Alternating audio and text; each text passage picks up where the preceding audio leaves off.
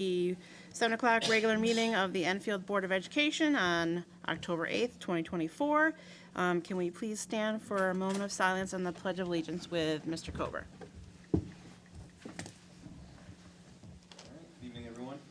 I want to use this moment of silence to reflect on the over 200 people that have died as a result of the carnage and destruction wrought by Hurricane Helene since it made landfall well over a week ago. Many are also still missing, with some of the worst disasters being in the rural areas of Appalachia. Let us take a moment to reflect on this tragic loss of life and keep those in mind that are still struggling. And now for the pledge. I pledge allegiance to the flag of the United States of America and to the republic for which it stands, one nation, under God, indivisible, with liberty and justice for all. Okay, fire evacuation announcement. You can go out the back door of the chambers and out to the parking lot, or you can go out the side doors over here, down the stairs and out to the parking lot. And same as the last few meetings, the lavatory is still out of order upstairs. So if you need to use one, you need to go to the elevator, down a floor, or down the hallway to the lavatory, and then back up the elevator, because the doors may lock on you. All right. Kathy, can we have the roll call, please? Mr. Kober, Here. Mrs. LeBlanc, Here. Mrs. Pickett, Mr. Here. Ryder, Here. Mrs. Acree, Here. Dr. Calnan, Here. Mrs. Cushman, Here. Mr. Janitis, Here. Chairwoman Riley. Here. Okay. Board guests. Mr. Macchio, who do we have for this evening? Thank you very much. We'd like to welcome Dr. Carrie Wiley as our board guest this evening. She's going to take us through some information related to Parent Square. And honestly, before she goes and provides all of that information, I think we need to give a big thanks and appreciation to Carrie for all the hard work she's doing in terms of rolling this out and making sure the communication's been seamless. So she's very excited to join us. Thank you for everybody else who's been helping too. So yes, I'm very excited to be here tonight to talk about Parent Square and where we are as the district with the implementation. But actually, before I start, Is your mic on? Turn the. I think it is on. Let me just make sure you can actually hear me. Is that better? Yes. Okay.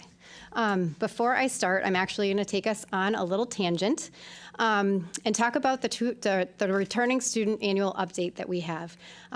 Because as you're going to hear me talk about, the information that we have in Parent Square comes from PowerSchool. And every year we ask families to complete a returning student annual update. It's something that we ask them to do for every student every year. This time last year, we had about 28% of our families that finished that update.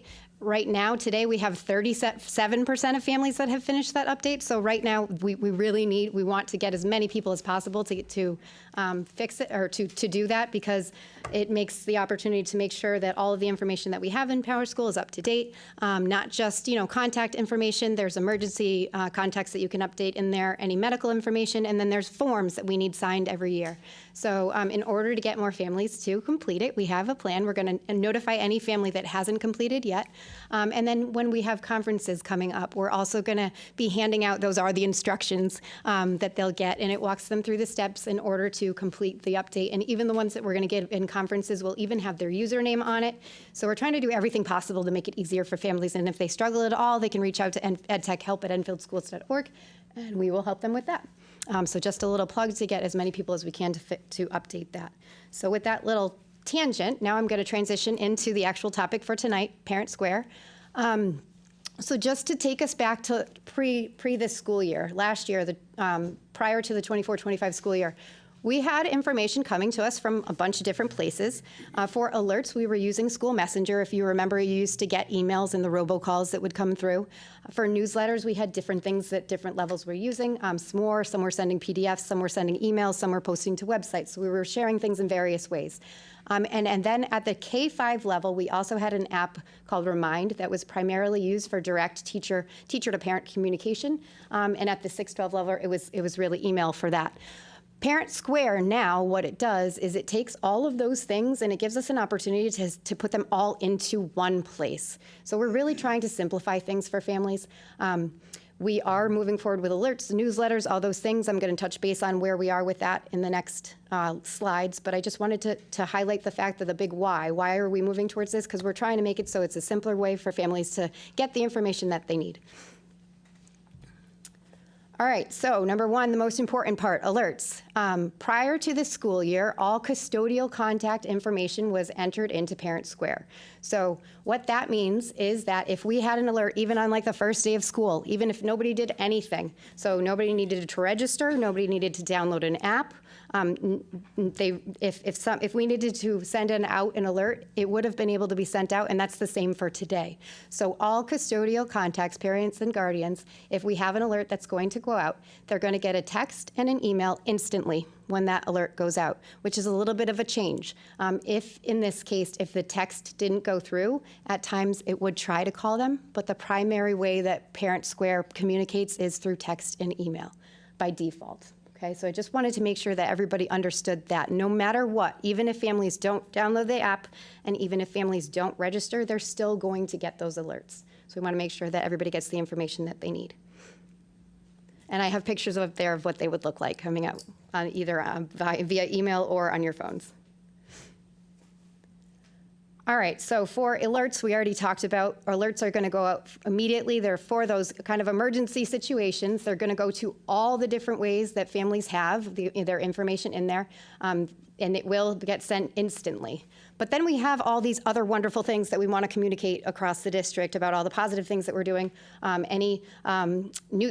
instance, like we mentioned before, school newsletters, the school events, any reminders, direct messaging, calendar updates. For instance, if you remember that first early release in September, I actually did send out an alert that morning, but it was only because it was the first one and it was the first time we were reusing Parent Square. So moving forward, when we have normal calendar events, for the school calendar, we're going to send it out on Mondays, the week that we have the early releases, to make sure people are aware of it, but we're trying not to over-alert people and just make sure those alerts are used for when they really need to be. From there, the most important part of this, for all those wonderful communications that we are sending out, I want to make sure families have an understanding that they can choose how they want to receive those notifications. So I'll talk through how they're set right now and how they would go in and change them if they'd like to. So those are the three kind of ways you will see the alerts come in, what it looks like. So if you remember that welcome that I sent out prior to the beginning of the school year, that's what it looks like as an email. That's what it would look like as a text. And if you chose to download the app, it would show up in the feed of the app. By default, all those non-emergency communications for everybody in the district, the way that it works for families, the way that it's set right now is all families are, no matter what, going to get an email. And it's set, as you can see the little green box, it says by digest. In Parent Square, what digest means is it means that they're going to get any communications that anybody sent out during that day. So if I send something out and their principal sent something out and their teacher sent something out, as long as it's a non-emergency communication, it's going to go out between the hours of 6 and 7, and they'll get one notification for all those communications. That's the default for what all our families have set for right now. The second most thing to understand is that for text, by default, text is actually off. We've had about 30% of our families go in and opt in to getting texts already. But if families, anybody else who hasn't done that, I wanted to make sure that you can go in and you can manage those settings and you can turn on the text notifications if you'd like to. And then lastly, we definitely want to make sure to encourage families to download the app. It really is a very user-friendly experience to pull all of the information together. So, and there's my update. That's a training video from they have really great training videos. I stole this picture from the training video, but there's the 2 QR codes just to remind people. If you will find these QR codes all around the schools, they are posted on our district website. So please, just encouraging to download the app. And it should be very easy to log in. You download, you sign in with your email or your phone number that you have in PowerSchool.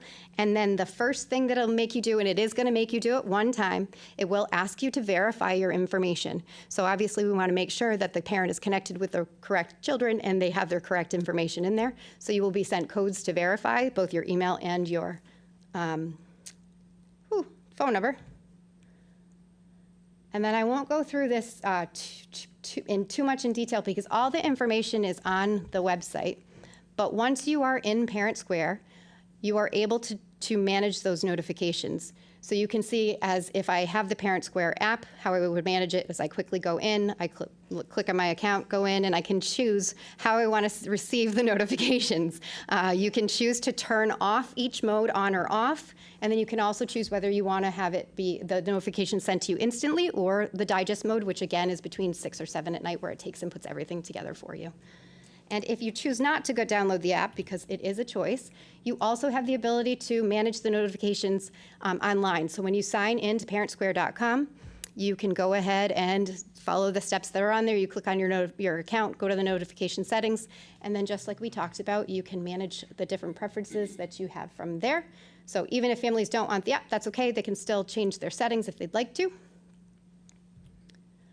And then one thing I really wanted to highlight tonight is the ability to update language preferences. This is a huge upgrade for the district that we did not have with any of those other apps that I listed earlier that we previously had. Parent Square can instantly translate into over 100 languages. And it's very easy to update. I think I even have a video that I probably should have already pressed play. But you go in, and again, all of this information is on the website. Don't worry about remembering it from right here. It's just highlighting how easy the process is. But you go in, you click a couple buttons, you click on language, and then you are able from there to pick which language you would like. And again, over 100 languages. We've had many requests in the past, can you send out school messengers in this language or that language? And we really only had Spanish as an option. So this has opened up, hopefully, doors in ways that we didn't have before. All right, so next steps. We talked about how alerts are ready to go. All schools have started using Parent Square for posting updates, newsletters, any information about upcoming events, and now they're actually putting those events into the calendar. So not every building is there yet, and I do want to highlight that every building is in a different place with this, just based on the timing of things and the needs of that building. So I want everybody to remind everybody of that as well. But if you notice, there's an example of the Eli Whitney calendar. You can see the little red, or the little circles around the different events. This is an experience as if, say I had a third grader at Eli Whitney, and I was going in and looking at my calendar. What's really cool is that I will see all the district events, so the big district-wide events on that calendar, so all of the early release dates and all the days we have no school or anything like that is on there. I will see all the school events that my principal has posted on there, and then I'm also going to see all the teacher that my child have. I'm going to see them all in one place, on one calendar for my child. So it's a way to keep track of all those things in a way that we really haven't been able to offer in the past. So hopefully this is a very beneficial thing for families. I did play it here, but we can skip over. I think we get the idea from there. Just shows you how you can click on event. It shows you what's happening on that event. I think I do one more where it's the Jack-o'-lantern Festern coming up. Probably could have had that playing. Yep, so when you click on the event, you click on it one more time, it gives you all the details. One other thing I did want to highlight, you can actually download it to your own calendar. So families can download the different events to their calendar if they choose to. They have a lot of options from there. All right, and then I'm going to take us on one kind of other tangent, because a big ask in the past has been, is there a way that we can try to make it so that we have one calendar that has every single school's events all in one place? And I think we're almost there. We have a little bit of tweaking to go, but I wanted to show you at least the progress that we've made so far. So if you go to our district website, I have a little video bringing us. I just want to highlight all the information. Again, I just talked about Parent Square, those different steps to update notification settings. If you click on that button, it will take you there. As I scroll down the page, as you notice, there's now a Parent Square widget. It's going to pull in all the district-wide newsletters. Every school actually has their own widget as well. It will pull in their newsletters too. There's the link for the PTO.com. That's right on our district website. And then here's where I'm going to highlight how, again, we have a little bit of tweaking to do, but when I go to the full calendar and open it up, you're going to see for now the ability where we took all the calendar feeds from Parent Square and put it into the district calendar. So that in theory, you should be able to go to any day and click on that day and see all the different events happening in any of the buildings during that day. So little things that we can do just by seeing how this came in One of them, it just says October PTO. Just having us say ESS October PTO. So the way they name their calendars so that they know when somebody looks at it, which event is happening where, we can easily change that. And as you can see, Jack-o'-lantern Festival is listed a bunch of times on there because all of them have it on there. So we can play with, if it's a district event, we'll make sure it's on the district calendar. There's all little things, but we're getting there. So I just wanted to highlight that we've made some progress with some progress to go. And those are my updates about Parent Square for this evening. So, any questions? Anybody want to go? Go ahead, Mr. Ryder. So I was wondering if you would be able to do this presentation or a shortened version or even like a workshop, like at some upcoming PTO meetings this fall and spring, just to kind of get everybody. Yes, I would love to. I was actually prior Smaller to groups to and this meeting, workshops yes, and- I was able to go to five of the PTO meetings so far. Would love to keep going back. Would love to do some workshops. So I mean, very happy to do to present this information in multiple ways to get it to families as many as we can. Just always do want to remind, it definitely is on the website too. But Yep. Anytime that we can engage families interactively, we get more out of that. So very happy to do that. And as you know, we have the Parent Square link, and your directions are on every page of EnfieldPTO.com for all the individual schools. And the widget is on every page for all the schools, which has the 4 most recent posts for each school. And also the calendar feature that you mentioned is on all the schools' pages too. And that's something that you've been helping out with, and I appreciate that. What if families don't have internet access at home or a device, et cetera? How are we, because like the robocalls was like kind of like a catch-all. Yep. If you didn't have a phone, Wi-Fi, et cetera, what are our plans for that? For right now, I think we'd have to do, I can tell you right now, in Parent Square, we have a list of students who do not have, or are uncontactable. So, actually, when I checked it today, I think there was 19. So 19 in the whole district. Oh, And okay. it will tell you right on there if it was because of a landline, or it will tell you because the email bounced back. So what we're doing is we're working with each building to call each family, figure out how we're going to fill in those gaps. But the great thing about Parent Square is it does help us identify exactly who that population is so that we can target and fix it. Of course. So if it's just a handful of students, you could always print out the principal's newsletter from that one week, Yes. send it home in a backpack Absolutely. just for that student here and those 2 in that building, et cetera. Thank you. And I was going to ask if you could explain about the language settings too. I had a note here, but you touched on it, so thank you for that. Because like you said before, we were lucky to have 2 or 3 different languages that we were able to send communications through, and now you said there's almost 100, so that's great. Thank you. Awesome. Yes, Ms. Pickett. Thank you. I am so excited. We've already been in contact about it, so you know my excitement about this. So I do have a couple questions and considerations and maybe just some clarification, so you know me. One is around the data that we can get from it. So I'm pretty familiar with the app, and I know you as a district side can pull a lot of information. Like how many people haven't even downloaded the app or haven't looked at it, or and so I'm excited. This isn't a question for you to answer right now, but something for us to consider as a district, how we use that information to drive some of our decision making about things like how are we catching vulnerable families and what is our strategies to reach out to them. And so I'm excited about this. I think this is a rich data source, and family engagement is, I think, a growth area for us. And I think this is a wonderful first step. Access to information is an important first step. So thank you so much. I do have a wonder. I know we're so new to the app, and conferences we still signed up in like an outside, I will Booking. just share, somewhat Yes. complicated format. Lots of easy ways to mess it up is what I will say as a parent who is pretty tech savvy, but I think still might have messed my own up. I wonder if in Parent Square that is something we can eventually move to as well, is like using it to schedule events, RSVP to things, so it can really become that one-stop shop.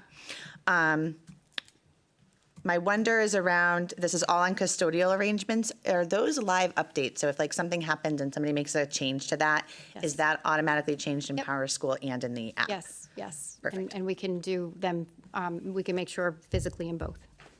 Perfect. You talked about some next steps of the calendar. I'm really excited about that. As families, like we have an assembly on Friday at my son's school, and I text my mom's chat, and they're like, "Oh, it's this week," and I'm like, "Guys, it's in the newsletter," like blah blah blah. And someone's like, "Oh, I need that calendar." I'm like, "Well, I think in Parent Square there will be this magical calendar." So I think that's exciting, but I think it also demonstrates some kind of system work around responsibilities. So I do know, and I don't know if this has been changed, and I was just looking at my preferences. When people input stuff, sometimes I get a notification and sometimes I don't. So it sounds like now everything is set to this non-urgent 6 to 7 thing. Is that taking care of all of that stuff? So that, yes, we've been meeting we've been meeting together principals for the most part because they're the people that are using it initially and especially sending out the alerts and any of the information that you're getting for posts.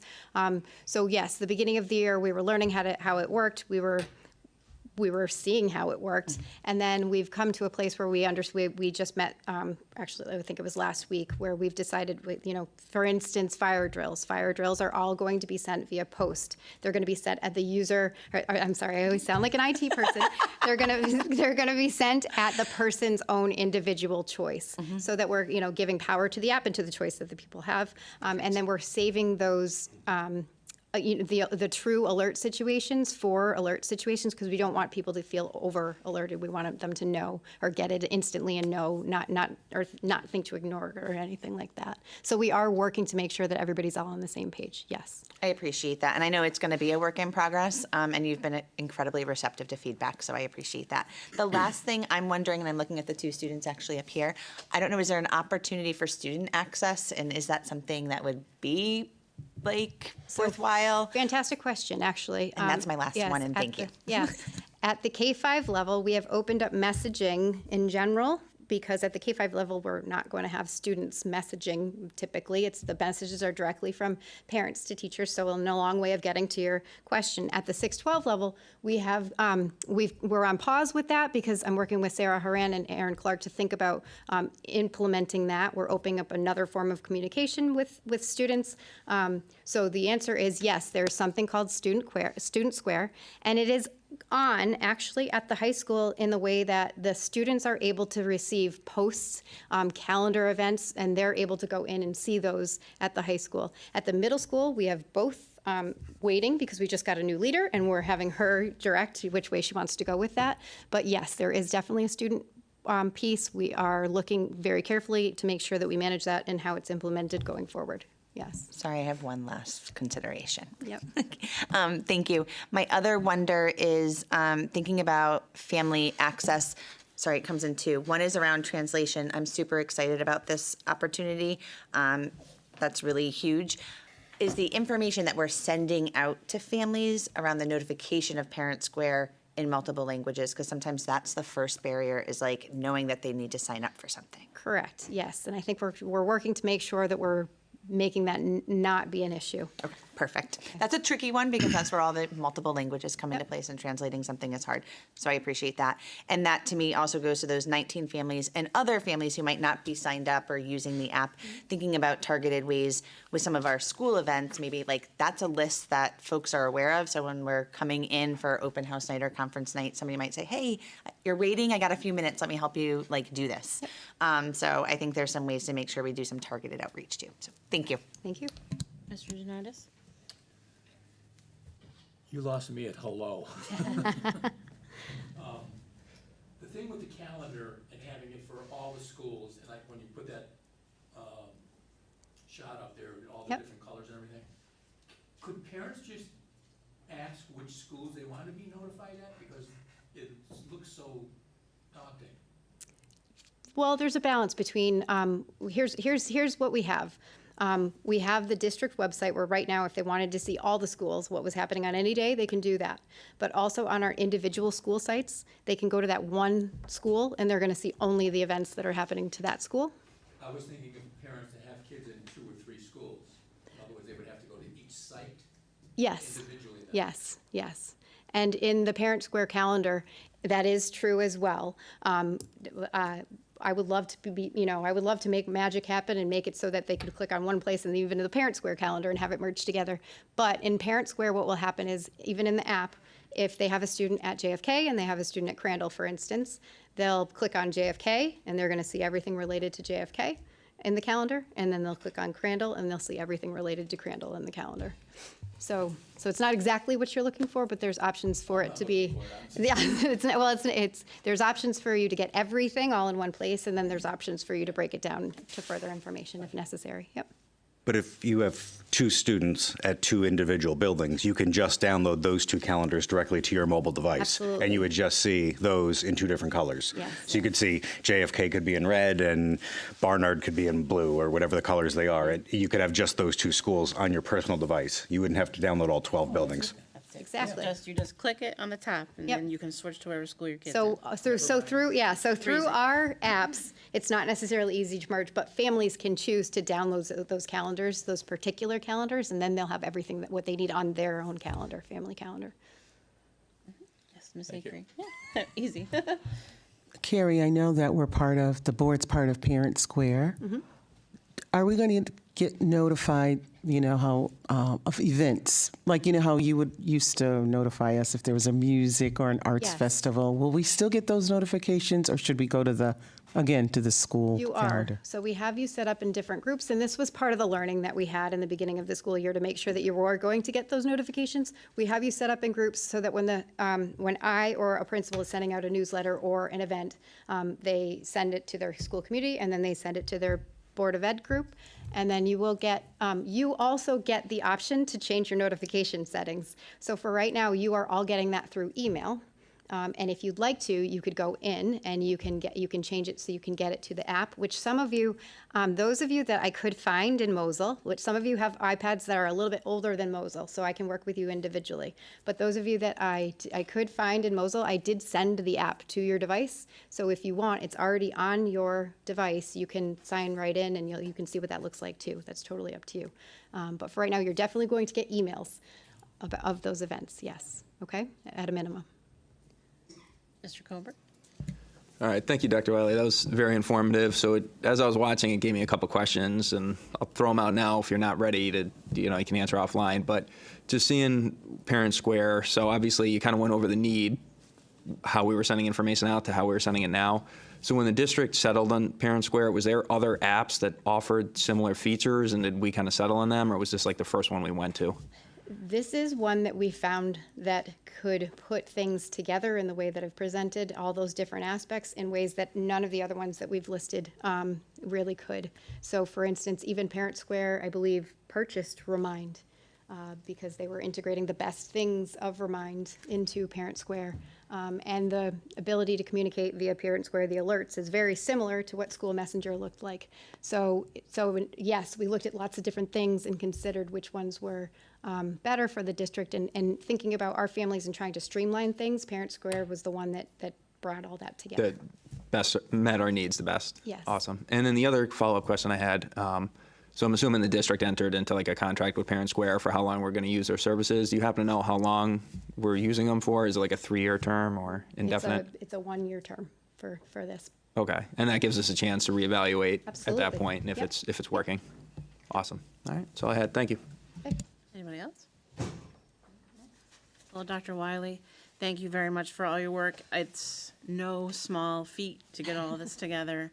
Thank you for hooking everybody up on the board that you could, especially me. I'm super excited that I can see all the schools, but it's also separate from my kids on my phone, so that's super great.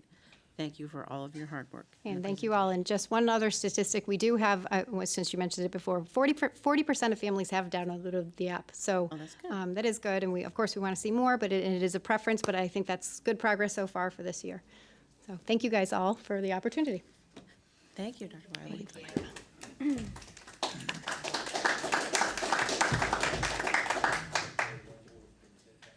Okay, moving on to item 7, superintendent's report. Mr. Macchio. His first one. Welcome to Enfield Public Schools. I know you've been here for a week and a couple days, 7 days now. 7 days, but Yep. And so I'm going to start off the superintendent's report by turning it over to the people that really matter, the kids. So we're going to start off with the student representative update. We welcome our 24-25 student reps. We have with us, I think everybody knows Izzy Denald, our 12th grade representative, and Olivia Nucio, who is our 11th grade rep. Mr. Longy and I met with them the other day, and they are fully prepared and ready to go. And I think there was a coin toss at some point about who gets to go first, and the senior won as to her choice. Hey guys, good evening. I'm so excited to be back for another year. I want to go over stuff that has already passed, but they're kind of big things. So we just finished up Homecoming Week or Spirit Week. Recently. It was a big success. I think that was the best homecoming. For Spirit Week, we did the pep rally on Friday, which we had robotics, band, and also United Sound. Then we did Battle of the Classes, and I just wanted to give a shout out to our physical education teachers that set up this week for us because it really turned out good, and they were just superstars with that. Moving on, I wanted to go on to some clubs that I'm involved in that I wanted to shout out. For Black and Brown Student Union, we just had our first meeting recently. I know I talked about this on the board last year. We had our first meeting. We also had our second meeting this Monday, but we're still looking for more students that want to get out there, be leaders in their community, that are looking for a space to feel connected and have a community that uplift Black excellence. If you guys are interested in that, always contact Miss Worthington. We meet every other Monday at A324. Also, Enfield Youth Council had their first meet and greet. We're located at Elkhorn. So anyone that's interested in drug misuse or mental health awareness, we're here and we are looking for more people, even though we had a really good turnout. And if you're interested, please contact Miss Barrett. She's our school advisor, even though we aren't an in-school club. For seniors, we have our cap and gown measurements on the 17th of October. And October 18th, we have our yearbook payment, which is for everyone, but really want to urge seniors because this is our last year to get your yearbook in. And all of those senior notifications will be sent out to you via Outlook, so be on the look for that. Ms. Kunzelman sends most of them, so they will be in there. We have our parent-teacher conferences coming up. Sign-ups are still open, but our first meeting is October 30th because students will be having a half day. So it'll be from 12:50 to 2:20. And then our second day is November 14th from 6 to 8:30 p.m. So anyone that can't make it on the half day can go at night. Our PSATs are the following day on October 31st. Seniors, even though they don't need to be there for the PSAT, should report to the cafeteria unless they have an excused absence, which is they're getting a college visit, and you can just bring in signed, and you'll get your absence excused. October 29th, we have our picture retakes or picture makeups. And I know you're going to talk about it later, but we have our long weekend this weekend. This Monday, we have no school, and on Tuesday, we also have no school. Well, at least for students. Appreciate that. October 21st for seniors, we have our financial aid. It's a little meeting. It's virtually, so feel free to hop online with that. And lastly, we have a few things upcoming. We have a guest speaker, Kendrick Moore, coming in soon. We're going to do a door decorating competition for his arrival. He's a basketball star, and he's a motivational speaker. It's a whole school assembly, but a little bit before that, we're going to do the door decorating, which is his 4 pillars, which are going to be discipline, sacrifice, commitment, and resilience. And it's kind of a cute little competition for him to come. And then he'll come in the 22nd during first and second period. And then third period, he's going to talk with our leadership groups in the school. So Buzz, student council, all that kind of thing. So we're excited for him to come. Thank you, guys. Thanks, Izzy. You get a question? Oh, yeah. Can we ask them questions? Yeah, great. Do you know how much the yearbook's going to be? I'm not sure, but About last year then? What was it, roughly? 65? 65, I guess. I do believe, though, last year it was 75. But I guess it'll be 65 this year. So I guess it's a little cheaper. Discount, the earlier you get it, it's a discount. I got it ordered free. Okay, well then, you have it there. We're getting a discount. Is there any provision? 65, Peter. So for you, it's going to No, 75, I'm 80. thinking, it'd be what? Nothing at all. 4 strokes aside? Is there any provision for like kids who are on free lunch or anything to get help on a yearbook or not? There is? There traditionally is. Okay. Good. Thank you, Izzy. Hello, everyone. I am Olivia, and I am so excited that I was given this opportunity to serve on the Board of Ed. There are a couple things coming up with sports today, or not today, but coming up. We have senior nights volleyball had theirs tonight. I'm not sure how it went. Boys soccer has theirs tomorrow night. And I know in the next upcoming weeks, the rest of the fall sports will have their senior nights. On October 16th, girls and boys soccer will be playing at Dillon Stadium. The girls have the earlier game, and the boys will be playing after them. Buzz Robotic. Enfield Unified Sports, they had a cornhole tournament after school at some point. I believe it was last week. I heard it went really well. Everyone had a lot of fun. And Enfield High School boys hockey will be having a can drive on October 19th. I'm not sure on the details where that will be. Buzz Robotics will be having a pasta supper on October 23rd. And Tri-M had their Honor Society induction on October 2nd, and 15 new members were inducted into the Honor Society. And coming up, starting this month, there will be in-school college visits for juniors. Western Connecticut State University will be coming up, New England College on the 22nd, UConn on the 23rd, Western New England on the 22nd, and then Massachusetts College of Liberal Arts on the 29th, and UMass Boston on the 31st. So that is what I have. Thank you very much.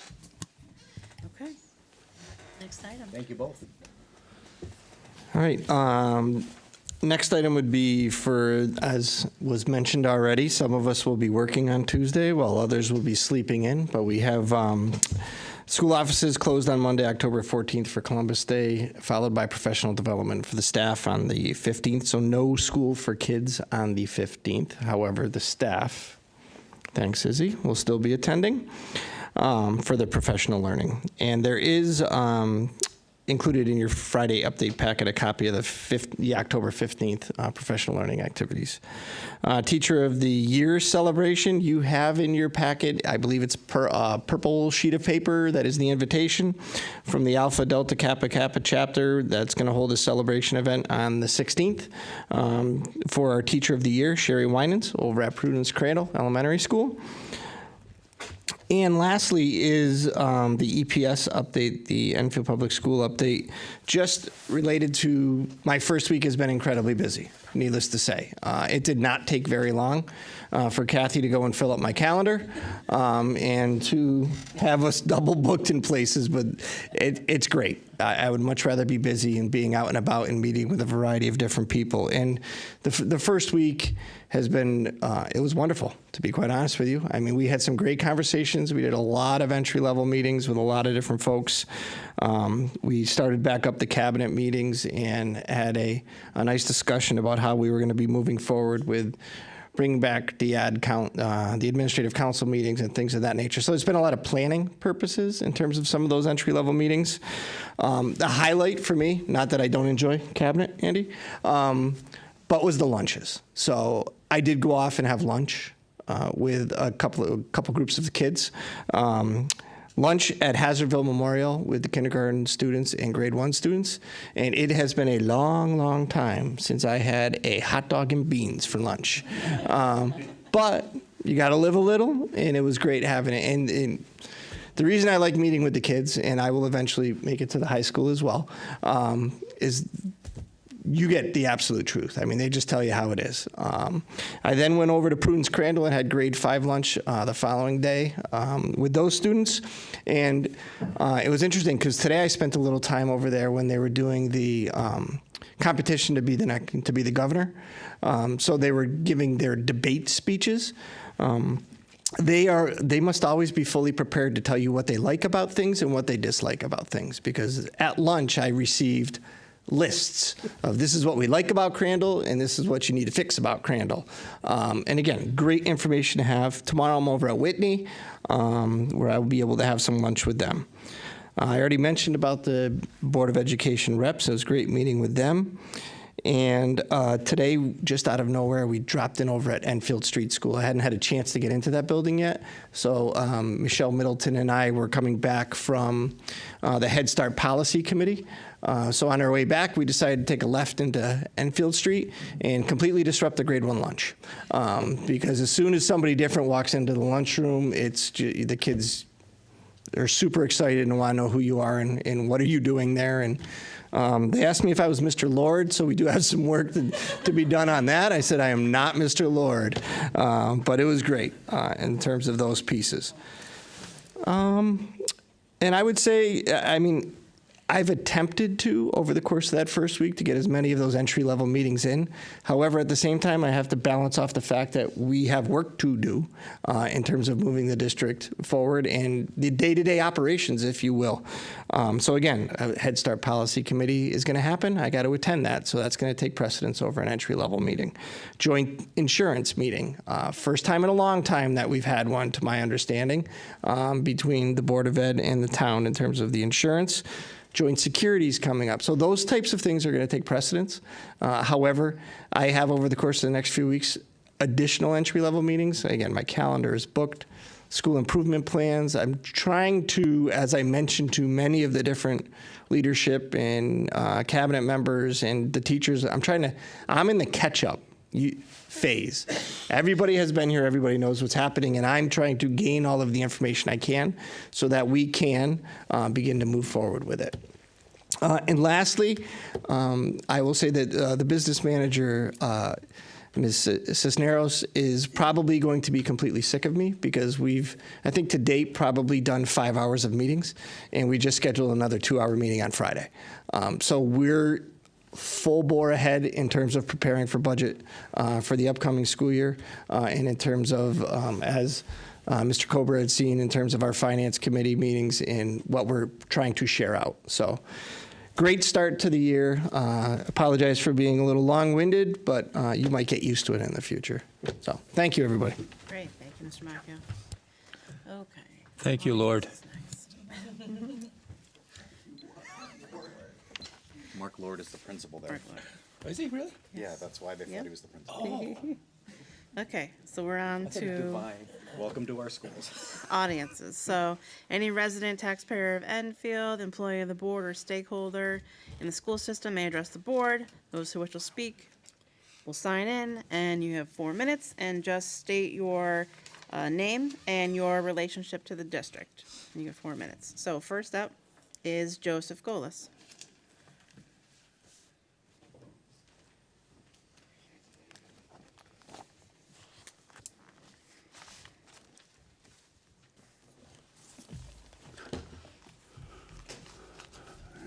Joseph Golis, 31 Stardust Drive, District 1, the town of Enfield. I'd like to welcome Dr. Macchio, is it? Or Superintendent Macchio. Thank you. I am Italian. I am Polish and Lithuanian, and I'm a wannabe Italian, so I'm sort of pleased. I have been an educator. I am recently retired, 20 years, 16 full-time, in everywhere but the Enfield Public School Systems, although I did get my student teaching in the Enfield Public School Systems. My specialties, chemistry, physics, biology, environmental science, forensic science, anatomy and physiology, and I would have taught biochemistry, but they said, we don't have any students that want to do biochemistry, so I said, okay, fine. First, I'd like to congratulate the Teacher of the Year and her daughter, because your grandfather was my dentist, and he was an outstanding, he was one of my father's best friends. He was an outstanding dentist, and what I mean by that was he was very thorough. He understood his geometry, which some dentists do not understand. He knew where not to hit the root on a root canal, okay? So he was, and he was an excellent human being. So you come from fine lineage. As for the Teacher of the Year, I'm glad that that was the Teacher of the Year, because that reflects both the past and the present up to this date of Enfield. And I was going to speak about the Alliance District, but I think time-wise I won't get to it. So I will speak about, what the heck was I going to speak at? Oh, this is the Connecticut Code of Professional Responsibility for Educators. Oh, by the way, I also, in my career for 6 years, I worked with Jim Cherry, who was the chemistry teacher. We worked summers, during the summers. Teachers do work during the summers for 2 years, every summer for 6, 7 years on the Connecticut Aptitude Performance Test, which was the original state test before the Smarter Balance. And we designed it. We designed the item criteria for it. And we also assessed educators around the state. And then they were assessed again, and then a master teacher assessed them, even though they were presented with their license and they may have been assessed the second year. So I saw teachers from Greenwich to Bridgeport to Danbury, Woodbridge, New Haven, Waterbury, and so forth for 6 summers. The good, the bad, and the ugly. We did portfolios. But anyways, this is Connecticut State Statute 10-145D-400A. This is what every teacher should get: responsibility to the student, responsibility to the profession, and responsibility to the community. It identifies what an educator is. I'm an educator. I'm not a teacher. An educator conducts himself in a professional manner.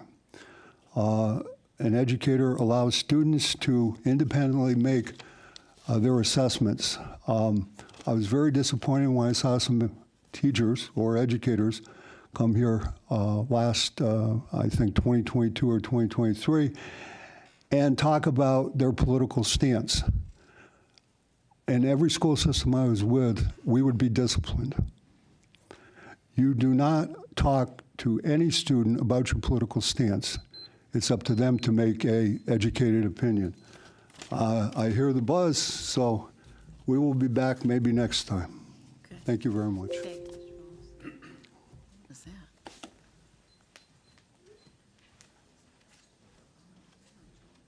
Okay, next up is Lou Fiore.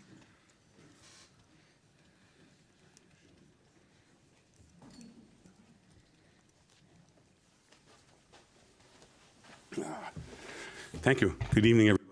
Louis Fiore, 14 Cardio Road, Enfield, Connecticut. Thank you. Good evening, everybody. Louis Fiore, 14 Cardio Road, Enfield, Connecticut. I'm not here tonight to talk about the budget or class size or the elementary school building situation. I'm not even here, as usual, to talk about elections, since I'm not a retired registrar voter. Really, I'm here to welcome our new superintendent. Thank you. Welcome to Enfield, to Izzy, our high school, who's been here her second year. Congratulations.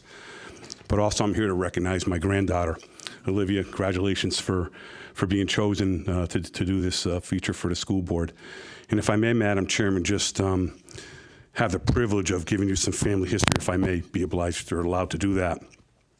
I think we're so proud and significant in our family that Olivia got chosen to do this because of the family history that we have in this room. Olivia sits in the same room, basically figuratively the same chair as her cousin, Skip Purdy, who was on the first 2 town councils here, and we formed a new form of government here in the 1960s. She sits in the same chair as her cousin or relative, Dr. Scavato, who was on the school board in the late 60s, early 70s. She sits in the same chair and room as her great-grandfather, Ralph C. Fiore, who was on the council for almost 6 years. She sits in the same room as Sharon Racine, her relative, who was on the school board and I think was chairman for 1 or 2 terms. And lastly, she sits in the same chair and room as her grandfather, who was a councilman for 6 years and deputy mayor, and recently was chairman of the Planning and Zoning Committee. So we are so proud and just so happy for her to be chosen by the school committee to do this. It's just something our whole family, I wanted to share to everybody. I hope you don't mind for sharing that personal information. And thank you very much. Congratulations, Olivia.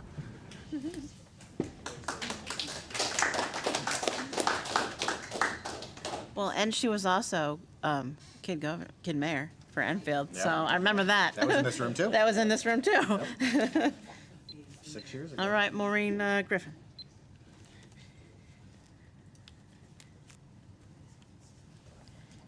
Maureen Griffin, 98 Abbey Road, mom of kids. Welcome. It was nice to see you around even before you're officially here. That was nice. Okay, a few things from last week. $4 million in the hole, 1 month. What's going on with the budget? That's 1 month. It's a 10-month thing. Are we going to be 40 million in the hole? Because that's how it's said. Okay, next. What was really disturbing to me was the numbers about protective custodies in just 1 month out of JFK. With a school situation, protective custodies are almost always a mental health issue, not an abuse issue where they're trying to hold the child away from possible danger. And with the reduction of staff due to the town council not funding the budget as passed by all you folks, we don't have as many mental health supports in the schools. And the kids are already showing to suffer. If you've ever dealt with the mental health system for children in hospitals, in institutions, it's not even Swiss cheese. That would be being kind. It's impossible to get the level of services that your children need. And the most regular point of contact for our kids is the schools. And it's obscene that had to be cut because the town council thinks that they know how to run schools better than you guys. Now, they've also decided how you guys are going to implement security. You're going to have the guns. And now we have fewer adults in the buildings due to cuts, which were necessary. But now we're using our staff, our professional staff, to be potty patrol at the high school, signing kids in and out of the bathroom in what should be a period where they're either teaching or doing their planning work, but they're signing kids in and out. If there is a need for that, right there shows that the town council is way out of their lane saying this is how you must do security. There was multiple adults available before that could roam the halls and make sure things were going okay, instead of using our professional staff. Now the town council is also stepping out of their lane, telling how the schools should be modernized. Have they forgotten last year that they paid for demographic studies, feasibility studies, and a whole lot more done with a non-political committee looking at what our children need, not our pocketbooks, but what our children need. And they're throwing it all out the window because, I don't know, it makes no sense. There's a lot of work that went into it, and I know Ken was in a couple of those meetings at JFK. I don't know if it was specifically the one where it was presented what the findings were of all these studies and why you can't expand any of the current buildings, why you can't build up on them. The information is there. Stop making a political football of our kids. Thanks. Bye. Thanks, Maureen. Okay. On to board member comments. Who would like to go first? Dr. Callen?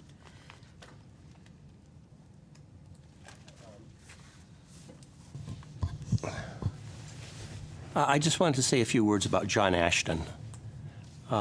John Ashton passed away last week. As many of you know, John had a successful career in Hollywood, starring in the Beverly Hills Cops movies, Midnight Run, and Gone Baby Gone, among many others. John was born in Springfield but grew up here in Enfield. I knew John in high school, but I didn't know him well. He was a year ahead of me, but even if you were only a casual acquaintance, John would greet you with a smile and a few friendly words. He was just a likable guy. John was an active student. He played football, he played the drums, and he was in the Lamplighters. That's where his career got started. I may be one of the few living people who had watched John perform for the very first time in his life when he played Judd Fry in the Lamplighter production of Oklahoma. Now, that was quite a night. I'm sure John was always thankful to the Lamplighters and to the teachers and to the teacher who directed it, Mr. Frank Gross, for launching him on his way to a very long, successful, and fulfilling career.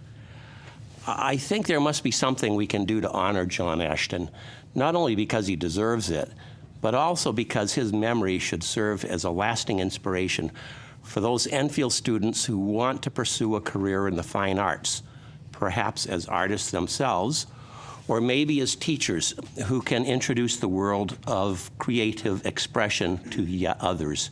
If John Ashton, graduate of Enfield High, can fulfill his dreams, why not other Enfield students? So let's think about some way we can honor John, whether it might involve a scholarship or naming a building or a park in his honor or something else. In any event, we shouldn't allow John's passing to pass unnoticed. I also just wanted to say a couple of words about the Enfield Together Coalition. The Enfield Together Coalition launched its kickoff meeting on September 27th. The coalition, headed by our Department of Social Services, seeks to bring together all community stakeholders to provide an oversight of the mental health crisis currently confronting so many of our residents of all ages and circumstances. This is the necessary first step toward finding and executing meaningful solutions to the challenge before us.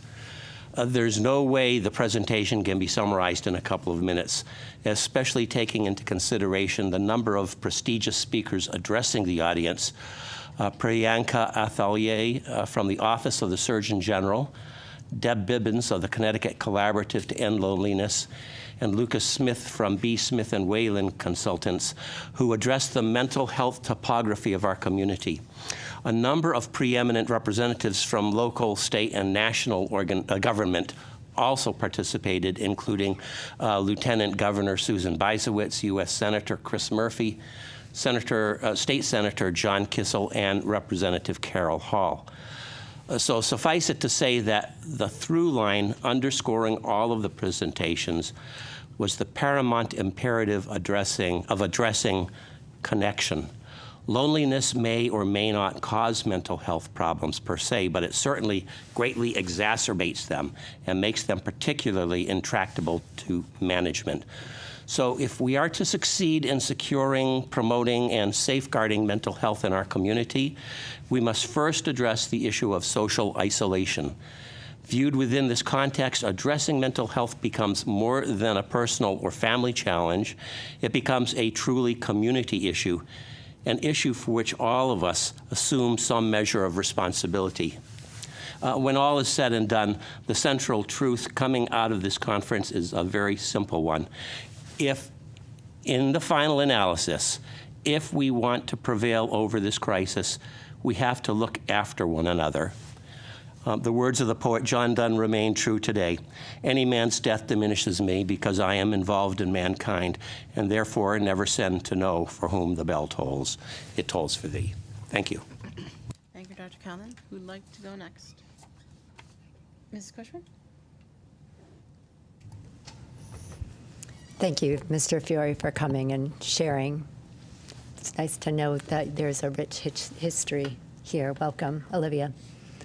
And I actually was able to attend the Enfield Together Coalition, the Mental Health and Wellness Kickoff. And Izzy, I really appreciated getting to see you in the group of Enfield High students that were there. And it's encouraging to hear that you're continuing to meet. You have said a lot of good outcome, a lot of good people showing up to be part of it. Look forward to seeing what's going to happen as a result of it, because they really had a lot of great ideas and a lot of encouragement to reach out in ways to the community. So I also wanted to begin promoting the parents' social media presentation that's going to be held at JFK next month, recognizing a great need to protect our students and help educate families. Our Teacher of the Year, Ms. Winans, together with Dr. Wiley and Ms. Almeida, hosted a very valuable and informative internet safety information night at JFK earlier this year with Trooper First Class Officer James White, who's the statewide DARE coordinator. And he offered great resources and a helpful roadmap for building an effective internet protection plan for children. And Officer White will once again be coming to Enfield to our public schools next month. On October 4th, he will actually be visiting with the 5th grade classes at Eli Whitney, Prudence Crandall, and Parkman Elementary Schools to do a social media presentation specific to that age group. Additionally, on that same evening, he will offer an engaging and informative social media presentation for all parents, guardians, and caregivers of pre-K through 12 grade students. So I encourage parents to truly mark your calendars. It's going to be a valuable evening with a lot of good information shared. Thank you. Thank you, Ms. Cushman. Izzy. I just had a question. For people that do like Eli Whitney or Parkman, I know you talked a little bit about social media safety. I remember when I was in those schools, do we still have the program where they did online safety mixed with like keyboard knowledge and stuff like that, where they had in the computer room? I don't know the answer to that. Sorry, I'm looking at Carrie because I'm sharing. There was definitely a curriculum that was being used around digital citizenship and media literacy. There was some family events I remember attending in my kids' library.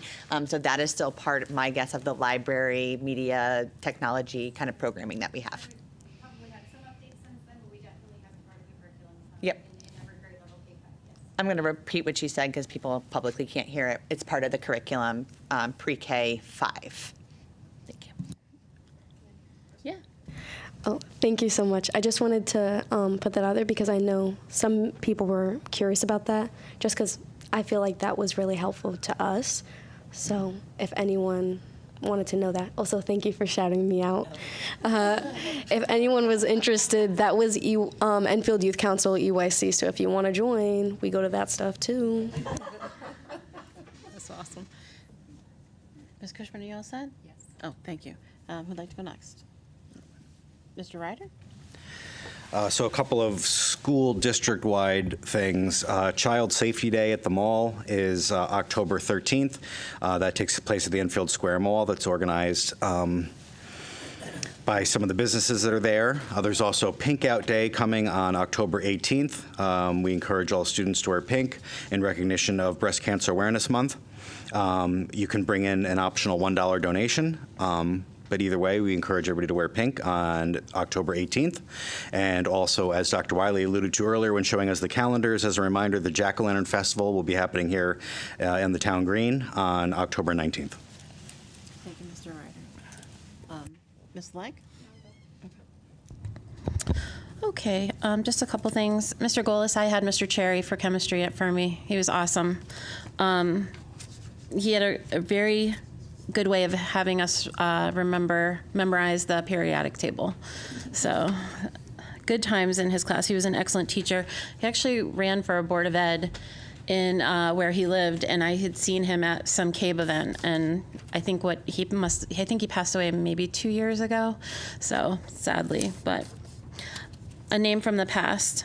I did attend, I went and watched the Enfield High girls soccer game, both JV and varsity on Saturday. A tough loss, but strong play, very strong play. Just one unfortunate corner kick, really, at the end of the game. So the girls play hard.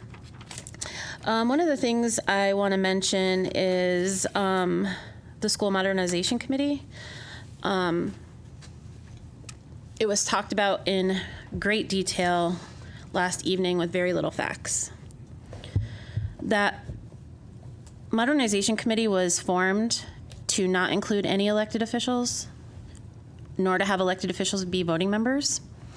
And their goal and priority was to investigate the consolidation of K through 2 and 3 through 5 schools to a K through 5 school, which would reduce transition and improve engagement in schools, to avoid redistricting, avoid construction-related disruptions to learning, identify potential sites for consolidated schools, identify potential reuse of school facilities, because that is super important because we have so many unused buildings, and identify economic implications of the consolidation. So there was a feasibility study done, and this committee toured every building, every single building being used as a school, and it was enlightening. So what was done was each facility was looked at, and then the repairs were categorized as urgent, high, moderate, low. So the total to take all of our school buildings and just Band-Aid them in 2023 was $42 million with zero state reimbursement. But the cost could reach up to $100 million because we have to address HVAC now due to a state mandate. Air conditioning, upgraded electrical, any repairs for disturbed walls, ceilings, and roofing, school security, special program rooms, unplanned remediation, and inflation and finance costs. So to go ahead and just take these buildings and Band-Aid them may, in fact, cost the taxpayers of over $100 million. And some of those schools were advised not even to put a hammer in.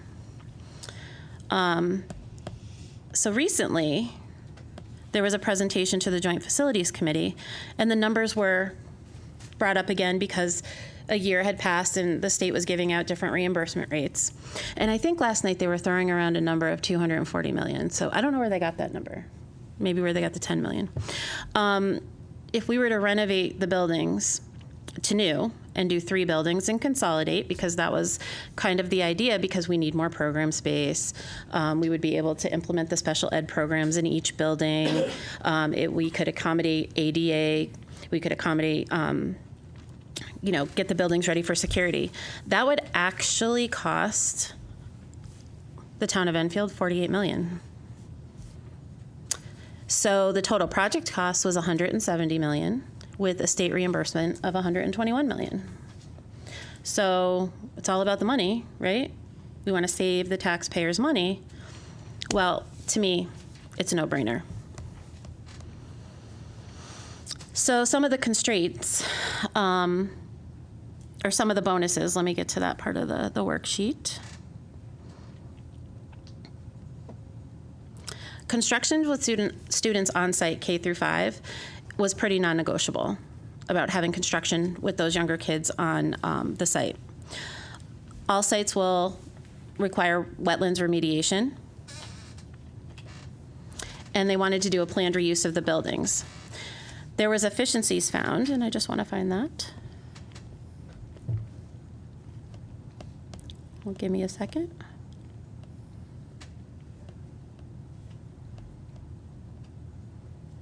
I apologize, I had it up earlier. Must be in this one.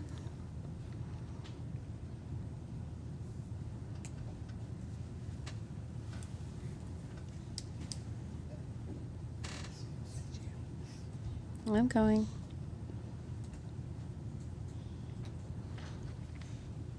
So if we did the plan that the committee was looking at, the anticipated outcomes from following the plan the committee suggested is program expansion, cost saving, and revenue generating the Eagle Academy, Stowe Early Learning at Parkman, and Alternative Ed. It would also be a benefit for the Enfield Child Development Center because they could become more centralized and revenue generating. We'd have reduced budget busing, expanded access to recreation and open spaces at former school sites. It would reduce capital investment in 2 buildings with high needs and prevent unnecessary capital investments at Stowe. It was asked during our Joint Facilities Committee why we would want 6 buildings, and it was explained that running 3 renovate to new buildings versus running 6 very old buildings is not efficient. And redistricting isn't really the best idea.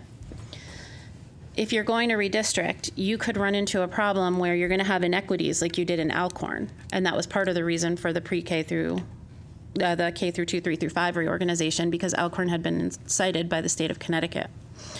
And it closed, and that was a blue ribbon school.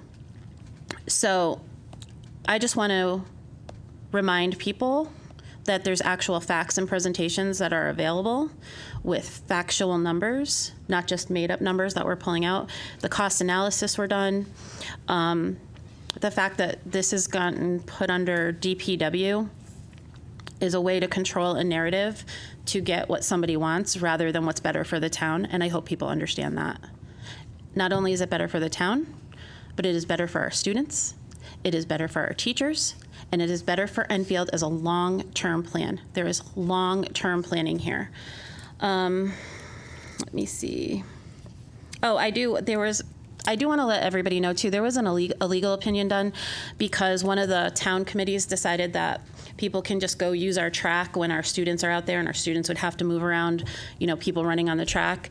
The legal opinion states that if the students are in our buildings, during those hours, they are our buildings. They are not the town's. So I'm sure we can dredge up that legal opinion. And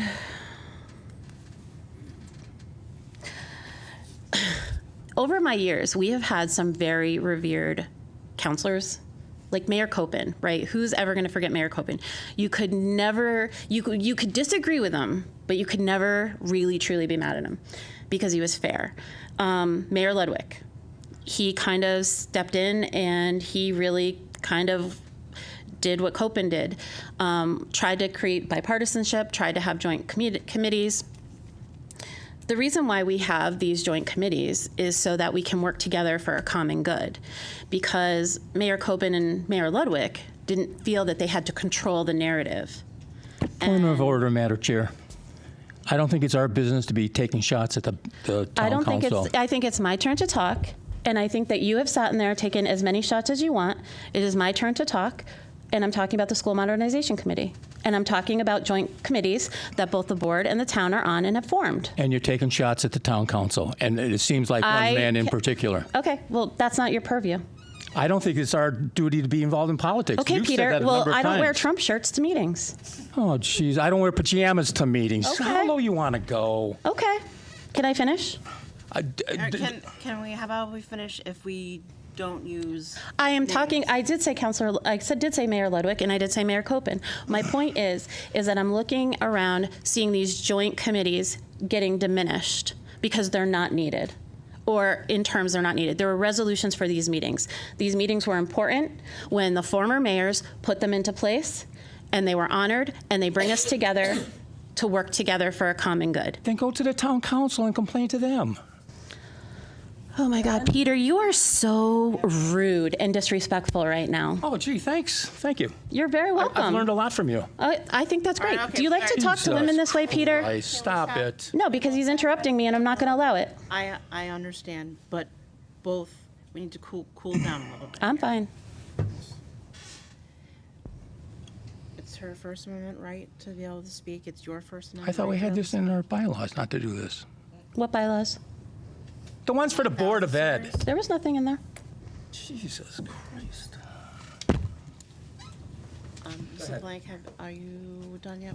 I just want to explain the importance of the joint committees, and it would behoove us to look at the resolutions, because I believe if a joint committee is going to be removed, they have to vote on it on the town council. And that if we could look at the resolutions, we could make sure that there are appropriate representations based on the resolutions in those joint meetings. Before that, anybody can make one decision and just say, we're not having these joint committees anymore. And it would help if those resolutions were sent to each elected official so they can see what the resolution and the need and the charge of those committees were. So we're not just saying that joint facilities is roofs. Correct. I actually have that. Thank you.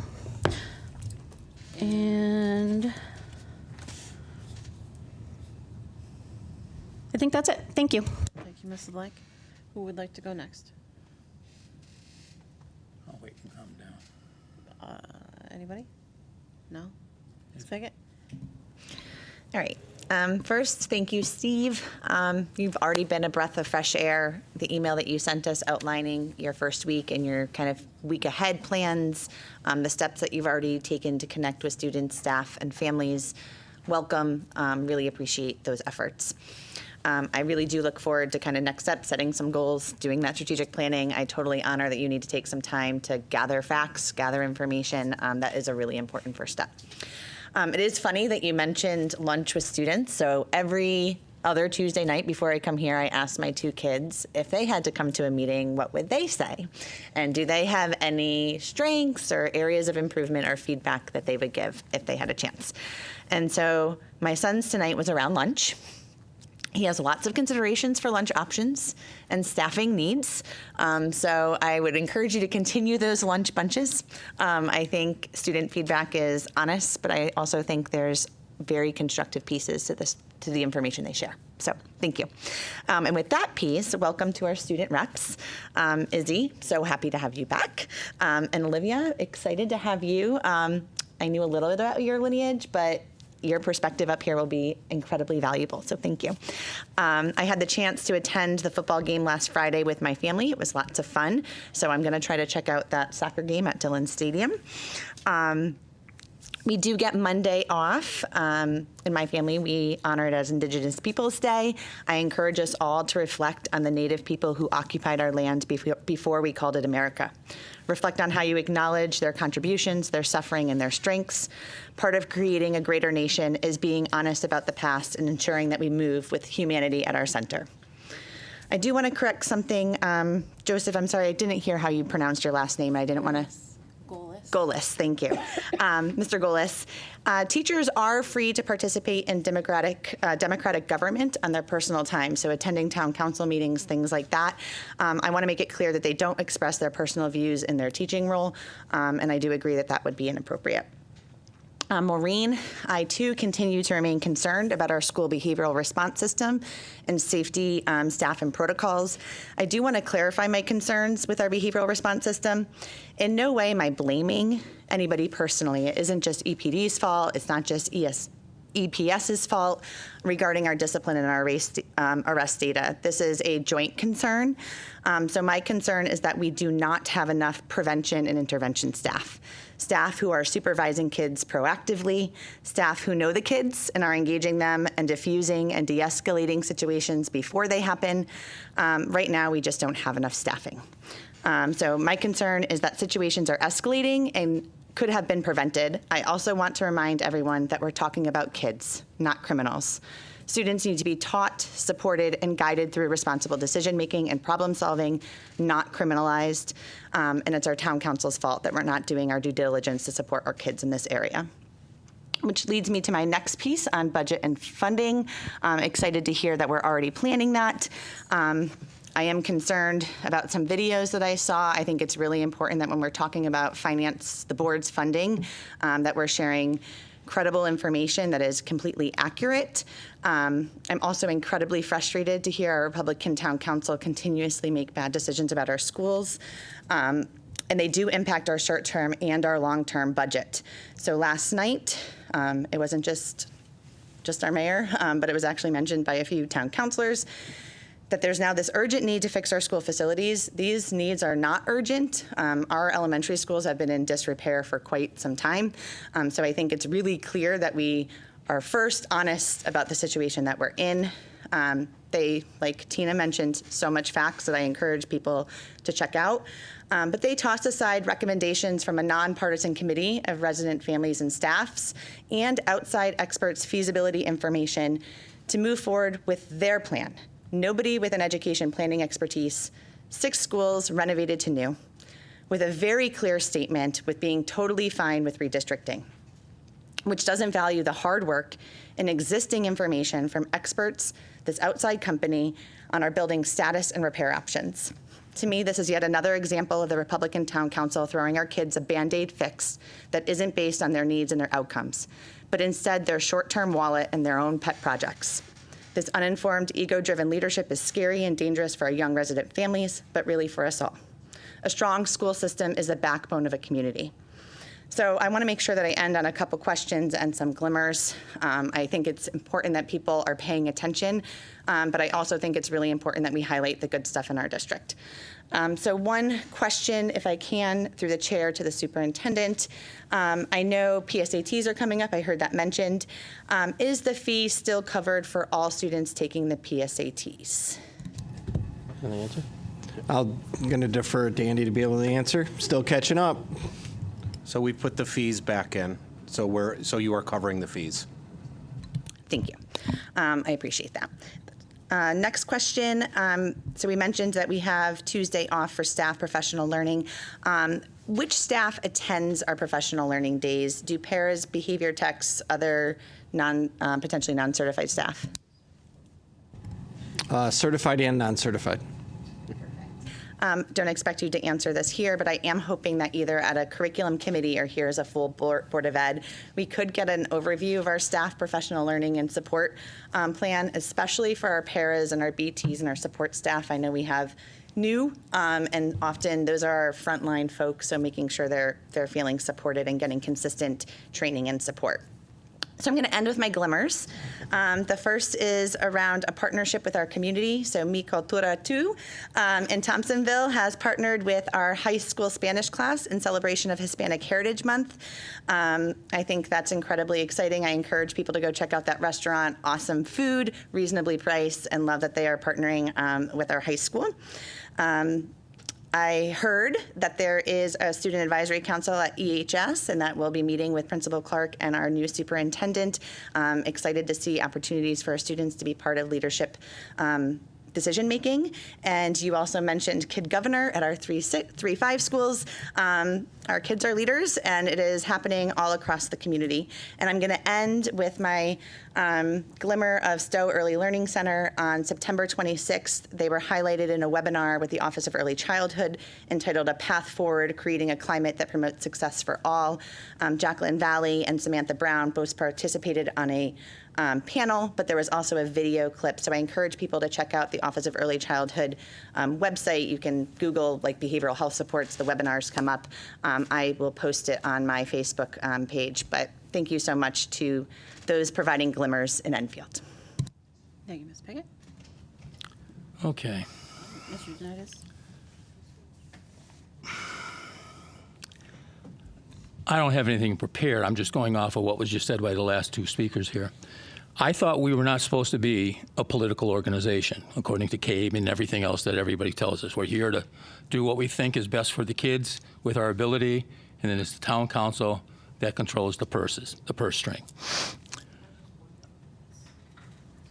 I think I would like to know who's on this committee that's going around touring all the schools. What is their backgrounds? What is their expertise to come up with all these decisions and recommendations? You're throwing out large sums of money, anywhere from $42 million to up to $100 million just for Band-Aids on the building. You made an off-the-cuff comment about $10 million, and then Amanda follows it up with a comment too. Well, maybe we wouldn't be so far in the hole if it wasn't for the previous Board of Education that got us at least $6 million, and we needed the Board of the Town Council to bail us out.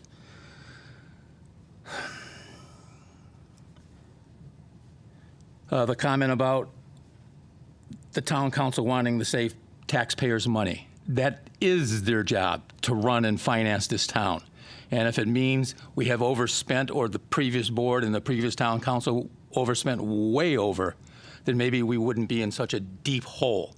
And I don't think it takes the rocket scientists to figure out what was going on with this past election, particularly on the Town Council. A council that was spending lots of money, and I'll use Potter Hollow as an example.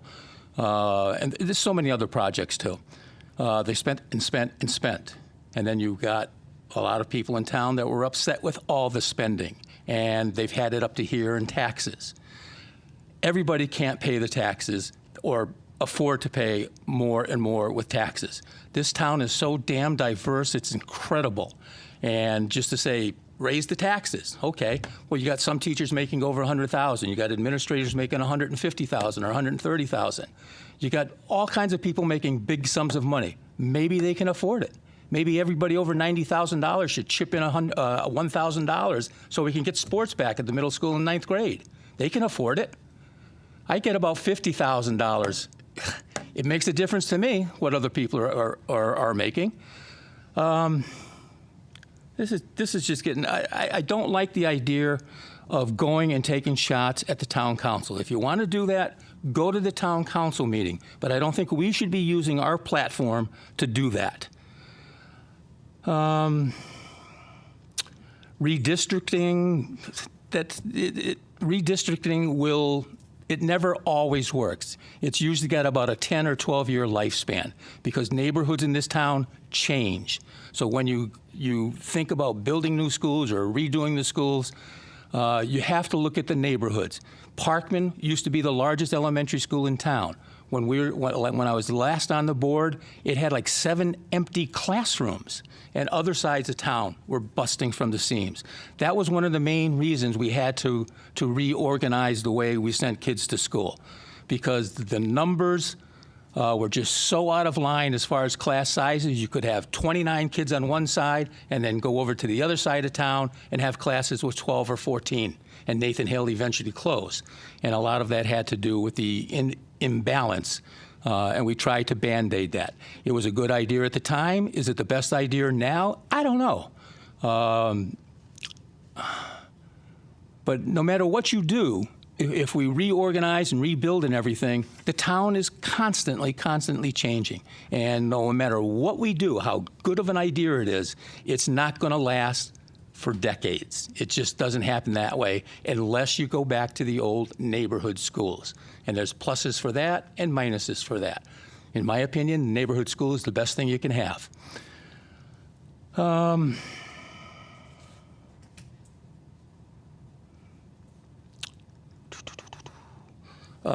Comment made about Joe's comment and saying teachers don't say anything in their classrooms that are politically affiliated. I hate to tell you this, but it happened. I know it happened. You know it happened, Andy. It happened. So it shouldn't happen. And I'm not saying every teacher, it's very, very, very small number, but it does. And if a teacher does it, they do it. If it's found out, then they should be spoken to. You should use better judgment in doing that. As far as coming up and speaking at board meetings or town council meetings, I'm telling you, this is a new phenomenon. This is something that's happened since I got out of teaching. We didn't do it this way. And I don't know too many systems that allow teachers to come up and speak before boards. You have a union or an association, that's who you go through. And that's who comes up and can get the time to speak before the Board of Ed or the town council. That's who you bring your problems to. There's a process for doing it. This whole thing, we just went through this a few months ago. I, as a teacher, found that the whole thing disgusting, to be honest with you, the way it was handled. If the leadership wanted to come and speak, fine. But I felt that kids were being used as pawns. I think a lot of people were coming up here and playing on a lot of sympathies, some of them legitimate. But let the union do that stuff. If you're a parent and you want to come up and gripe and say things, that's your right. Do it all you want.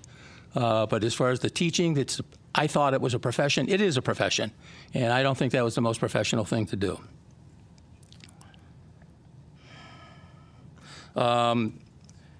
Through the chair to Andy, you said costs are going back for the testing. How much money does that entail, roughly? I can get back to you. Ballpark. What was it last year? Hi. $76 million budget. I do not remember that line item, Peter. Sorry. Anybody here know? It wouldn't be anywhere around $100,000. We'll verify for you, and you'll have it in your Friday update. Okay. If it's a small number, don't worry about it. You know where I'm going. Okay.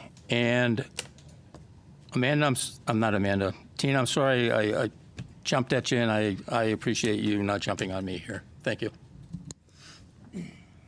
Izzy. I'll let you go this time. We're supposed to only go once, but that's okay. Sorry. That's okay.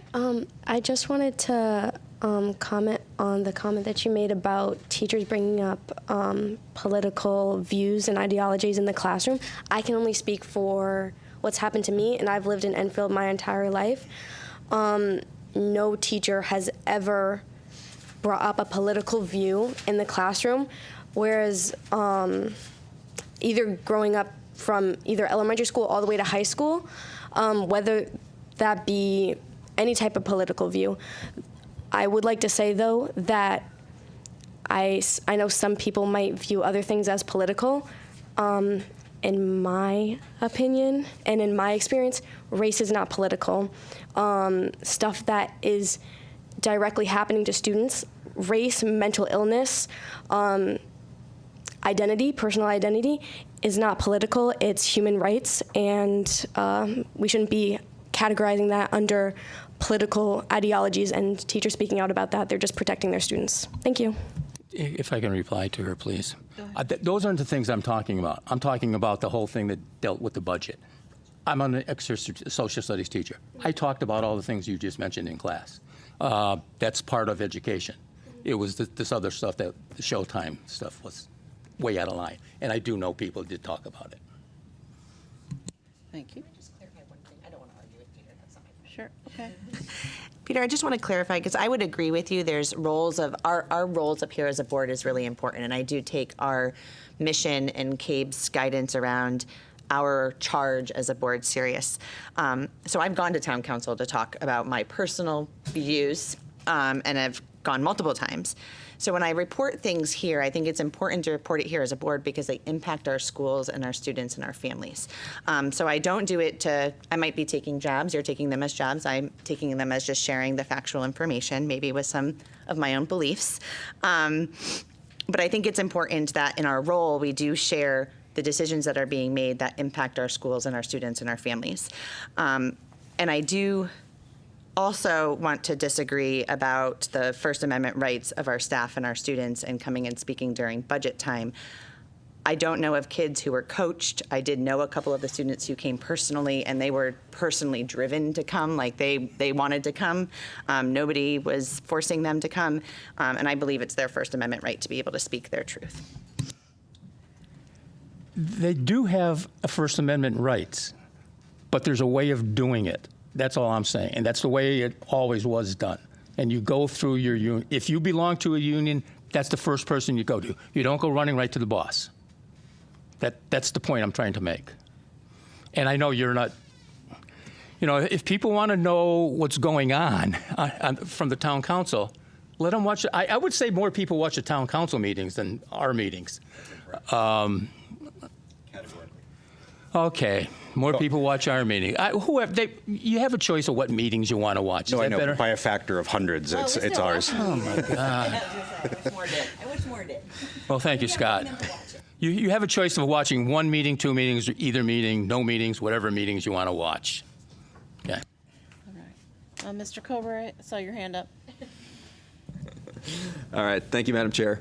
So I did want to, take the podium to officially welcome Superintendent Macchio to the position. And I believe I speak for us all when we're all looking forward to fostering strong relationships, two-way dialogue, and collaboration between the board and superintendent, as well as other key stakeholders in the educational system. I also do want to, as was already mentioned, welcome our student representatives for this academic year. They're sitting amongst us.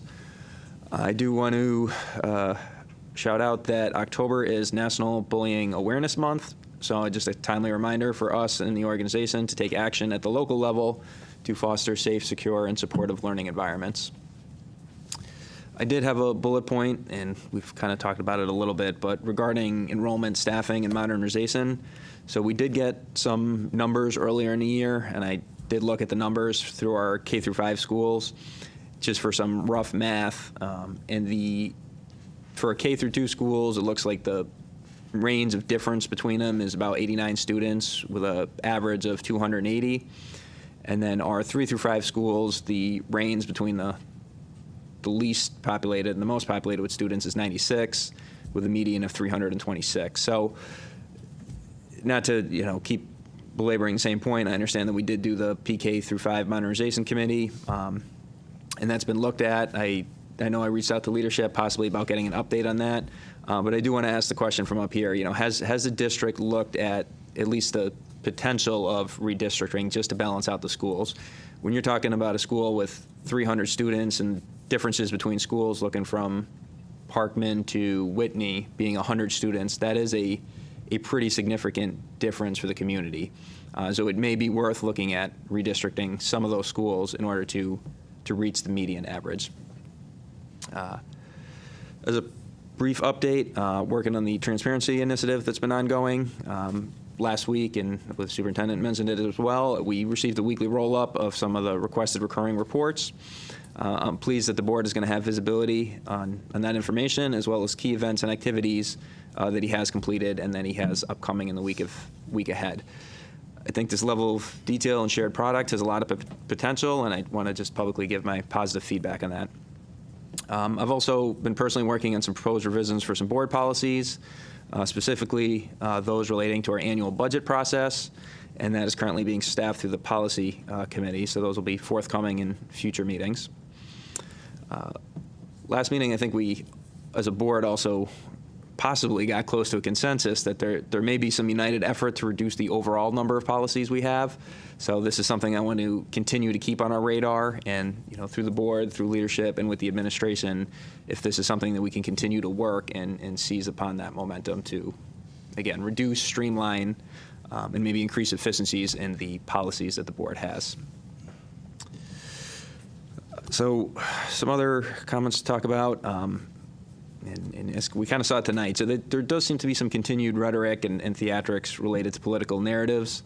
I think the adversarial climate between the board and the council is only detrimental to our purpose. As individual candidates, we're partisan, but once we are sworn in as board members, as the vice chair alluded to, that we govern ourselves neutrally and objectively. I think for some this comes easier than others, and we do have to keep in mind election years, campaign cycles, so on and so forth. Moving in, there was a quote that I thought that would be good to highlight by Marsha Johnson Evans. She was a retired admiral and director of the Girl Scouts. And the quote goes, "If you think you know it all, you are not listening," end quote. And I think that is something we all need to keep in mind. And I know personally I have plenty of things to learn still being up here in the first term. On this board, I've personally continued to ask open-ended questions and support fact-finding methodologies to be utilized in our decision-making process. I've been a fierce advocate for efficiency, responsiveness, and accountability. It has been an uphill battle, but it's one worth fighting, because as we said before, the kids are the most important and kids are worth it. I hope we can continue moving the district forward in a positive direction instead of entrenching ourselves in a partisan stump grinder. I think that covers everything besides what will be mentioned during our later reports. Thank you. Thank you, Mr. Colbert. Anybody else? You want to go? Okay, Olivia, go for it.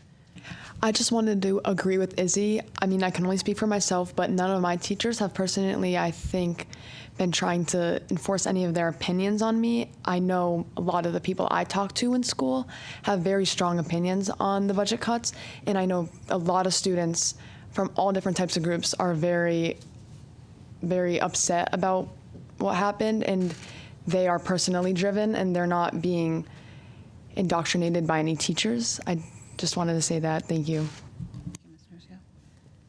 Ms. Acree? Oh, okay. All right, then I'm going to go. Okay. So, talked to a bunch of people lately, and I just wanted to clarify some things. Last time I talked about the grants, and you could go to the state website, the EG, what is it, Amanda? EGMS, right, system.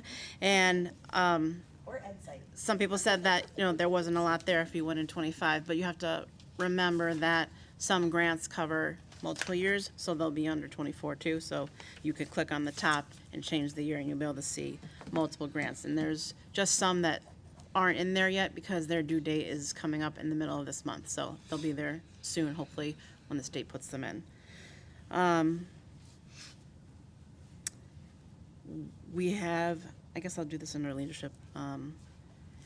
But I don't like to bring stuff up about, council. The only reason why I'm gonna go into what I'm gonna go into is because it directly relates to our schools.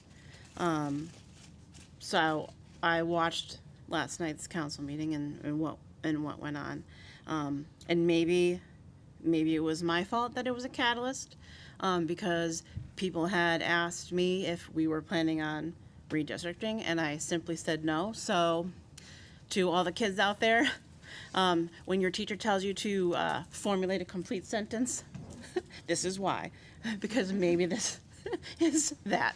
I had simply said no, and the reason why I had said no, now to elaborate on that is, we had the pre-K 5 modernization committee. They gave their charge was to come up with a plan. They came up with the plan, they presented it, and then the committee was over.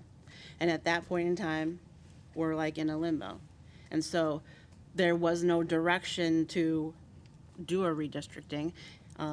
There was no formal ask. At least I didn't get a formal ask. I don't know if these guys did, but if they got a formal ask, they did not share it with us, but I don't think that they got one because they would have shared it with us. So, I mean, we definitely want to work with the council because it's Enfield's kids. It's good to have a partnership that works.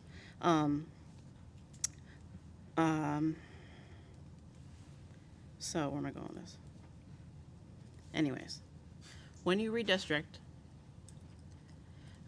they just bring up redistricting. So what is the purpose of the redistricting? Do you want us to have an exercise in redistricting to K-5 schools? Or do you want to see what the redistricting looks for something else? Because they talked about 6 schools last night. I don't know what it is that their parameters are that they would like to see for the redistricting. So that's a question. But that question can't be had unless first that the council makes a pre-ref committee to take care of this. Because basically, if you want to have it on a referendum, they need to come up with a committee. And I mean, you could use the Joint Facilities Committee because when I was on it, we were the pre-ref committee for JFK. We were the pre-ref committee for the roofs, and we were the building committee for the roofs.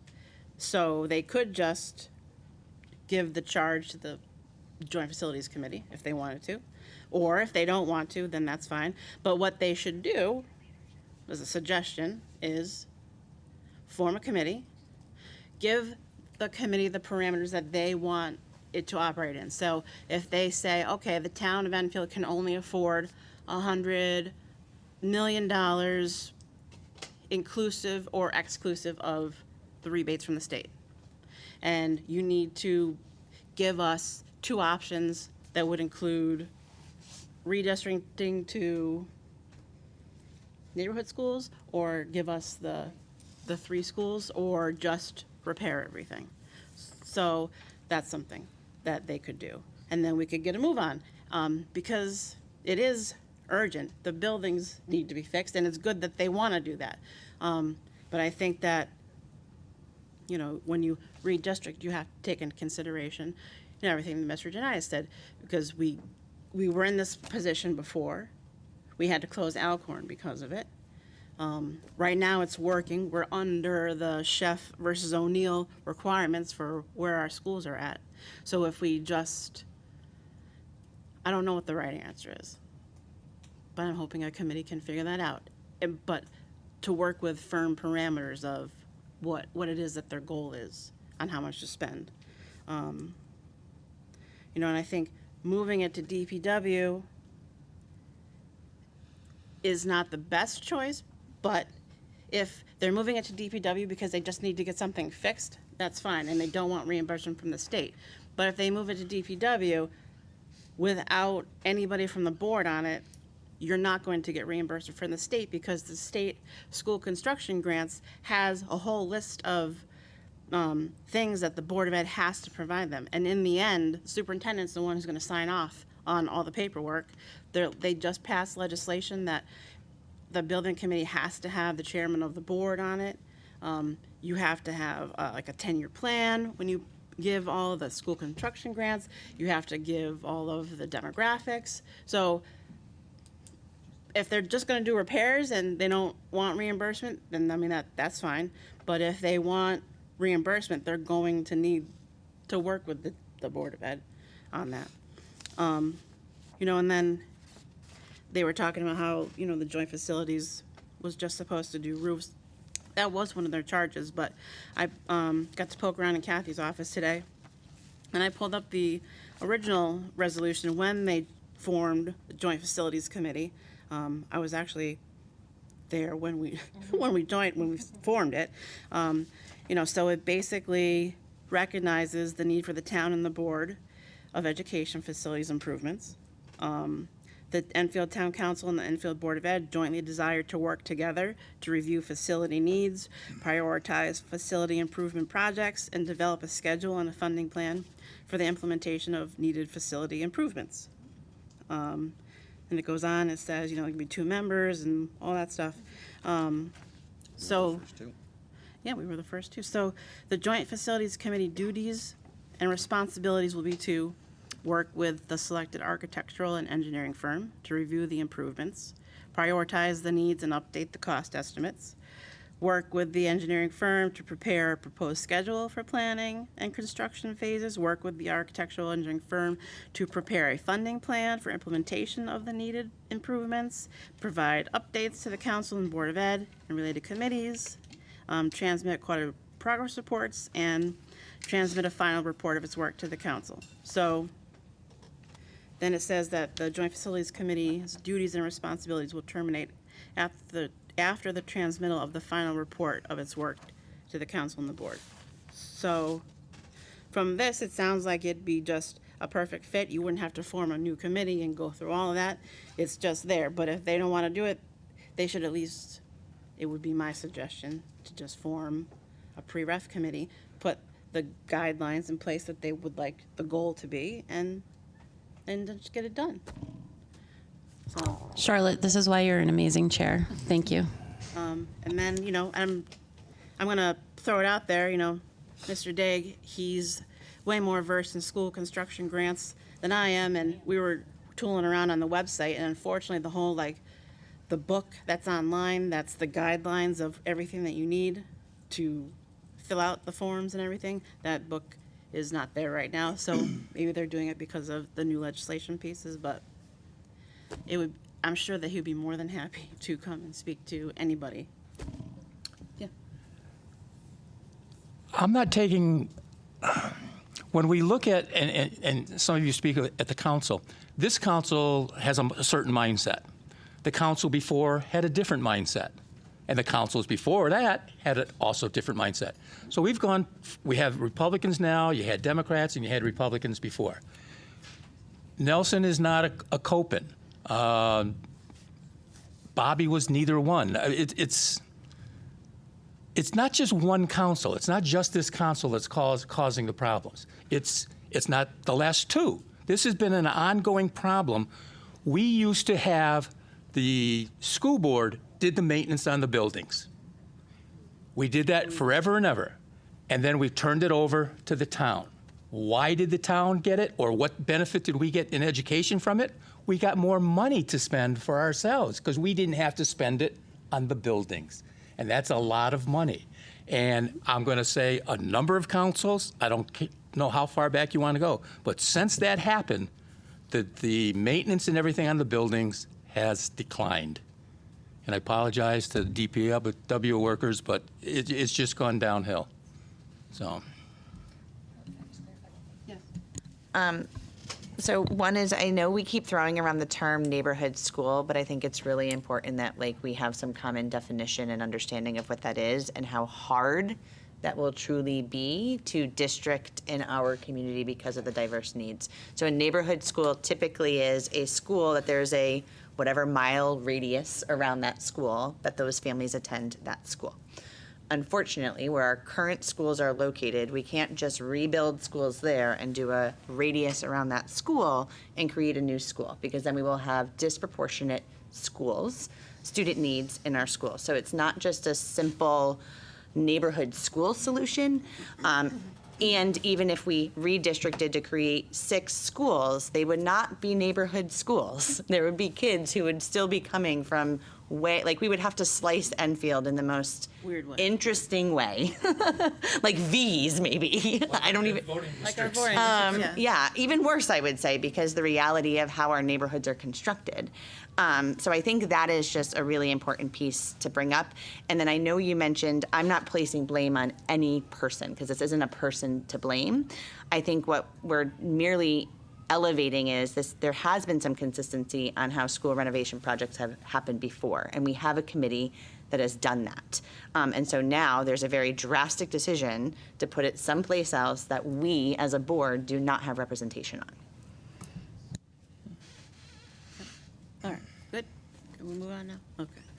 All right, so moving on to number 10, unfinished business, none. New business. A, discussion and action regarding financial banking institution application. Mr. Macchio.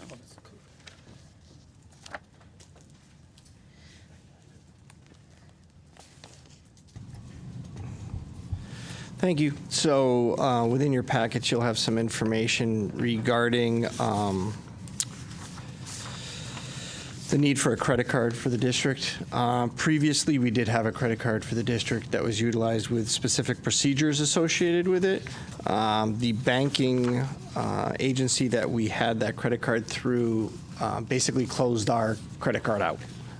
So we're looking to reopen through, I believe, M&T Bank to have a new credit card for the district. Within your packet, you will have thank you very much, sir. That's not the one. You'll have the procedures that are associated with it. The credit card's held at Lorena Cisneros' office in terms of business director, and there's very specific procedures in terms of how or when it would be utilized. It's basically to be utilized in an emergency type of nature when we cannot fulfill the pre-encumbrance, encumbrance, creation of a PO, and then follow the whole complete requisition process. Funds would eventually be taken from the Board of Education to pay the credit card. If you need a last-minute emergency supply purchase, for example, they would utilize that. They would go to Lorena's office. There's a sign-out procedure. And by sign-out procedure, I mean literally you sign a piece of paper saying that you're going to be utilizing it with her. As I reviewed the sign-out procedure, I think there were 24 or 25 different occurrences last school year and where that emergency procedure was necessary. And for each of those, with the exception of one, the time that the card was actually in use was less than a minute. Because you're literally just going to Lorena's office for authorization to be able to do this. So she's sitting there doing it with you. The credit card actually never leaves the building. It never leaves her office. It's just the process or the procedure that we would utilize for it. In order for us to obtain the updated credit card through M&T Bank, it does require a Board of Education approval and sort of meeting minutes to be documented with that agency. Okay. All right, so I need a motion to approve the M&T financial application for credit card. So moved. Second. By Mr. Ryder, second by Ms. Pickett. Any discussion? Mr. Cover. So just a question through the chair to the superintendent. So I know our packet has like the request form and what it looks like, and that seems pretty straightforward. There's no questions there, but I know you kind of talked a little more about the procedures, but I didn't see that portion of it. So could you just, again, just highlight, like, is there a credit limit, and does this have to be, they're making purchases for approved things in the budget? And can you just kind of touch on that? Yes, absolutely. Good questions. I appreciate the opportunity for clarification. These are for approved purchases that would be aligned with budgetary items. It's really coming down to a timing issue. Or the second piece here will be, for example, John Dager, our Director of Operations, had a vendor that was did not utilize a PO system, did not utilize sort of the automated payment system, so the credit card would be used to pay for that system, and then it would come out of the board funds to reimburse the credit card. All right, and the last question, just to confirm, so is the final approver, is it central office, or would like a building principal be able to sign off and authorize if needed? No, everything goes through the business office. Okay, thank you. All right, any other discussion? Kathy, roll call, please. Mr. Kober, Yes. Mrs. LeBlanc, Yes. Mrs. Pickett, Yes. Mr. Ryder, Yes. Mrs. Acree, Yes. Dr. Kalnin, Yes. Mrs. Cushman, Yes. Mr. Janitis, Yes. Chairwoman Riley. Yes. Motion passes. All right, B, approve the ED 099 agreement for child nutrition programs authorized signer form. Mr. Macchio. Hi, I'm the new superintendent, and I'd like to be added as an authorized signer for the child nutrition program. Basically, what we're doing is we're looking at having myself and Mr. Longi being the authorized signers onto the child nutrition program. It does require a board vote in order for us to be able to officially approve that, and so that any action that's deemed appropriate for me and for Mr. Longi to be able to approve the reimbursements or whatnot through the nutrition program. All right, I need a motion to approve Superintendent Macchio and Assistant Superintendent Mr. Longi as authorized signers for the Child Nutrition Program ED 099. So moved. Second. All right, motion made by Ms. Pickett, second by Mr. Ryder. Any discussion? It's just the only question, and I'm assuming we already had a previous version of this, so this will make that void, and this will be our only authorized form. Yes. Thank you. Yes, this replaces. Any other questions? Okay, roll call, please. Mr. Kober, Yes. Mrs. LeBlanc, Yes. Mrs. Pickett, Yes. Mr. Ryder, Yes. Mrs. Acree, Yes. Dr. Kalnin, Yes. Mrs. Cushman, Yes. Mr. Janitis, Yes. Chairwoman Riley. Yes. Motion passes. Okay, board committee reports. Curriculum committee. Our next meeting is Thursday, October 17th. Thank you, Ms. Acree. Finance and budget committee. Right, thank you, Madam Chair. So the Finance and Budget Committee actually met yesterday, October 7th, to review financial reports and certifications, specifically for the month of September. Approval and accounts of payroll will follow later tonight during agenda item 15. During the budget meeting, we talked about the FY25 year-to-date budget summary. So let's go over some key numbers on that. So again, for the current FY25 budget, we have an appropriation of $77,429,555. Actual expenditures year-to-date is $13,939,756.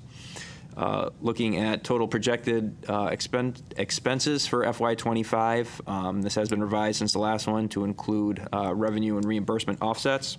So our end-of-year projection now is $76,005,620. So as the net number read in last month, where we're ending with a projected surplus of, at this time, $1,423,935 is what we're looking at for a projected closeout of FY25. Hey, Phil, can I just say, rather than say surplus, that's our contingency fund, the 2% contingency that we can carry over for the state? Correct. So yes, if we do end the year with that actual money, that as long as it comes under our 2% threshold, that'll be our Right, I think just to say it as contingency rather than a surplus is, well, that's what it's being used for, is contingency, yeah, so thank. Yeah, so that'll be the desired end state of that. So moving on to the grant summary, again, there was no significant changes for FY25 grants. Several of the grants, the applications are due middle of October, so those are still being applied for. We are projecting for FY25 to apply for $4,970,384 worth of grants, and that is an ongoing update. And we did also talk about the FY26 budget development during the committee meeting.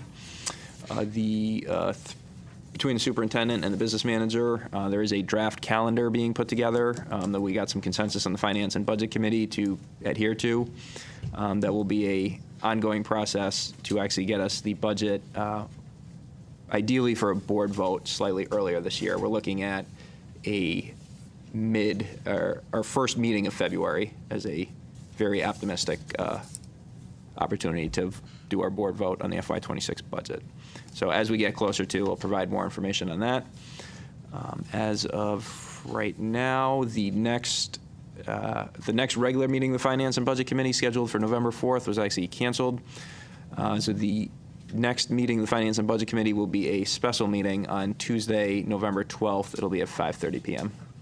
Pending any questions, that's all I have. Thank you, Mr. Culver. Okay. got a question. Yes, go ahead. What is the, Maureen spoke of $4 million in the hole. What is that about? So I think it was based off of last month's summary. So last month when we had the expenditures, the revenue and reimbursements were kept in a separate line. So the way it was read, I think, gave that impression.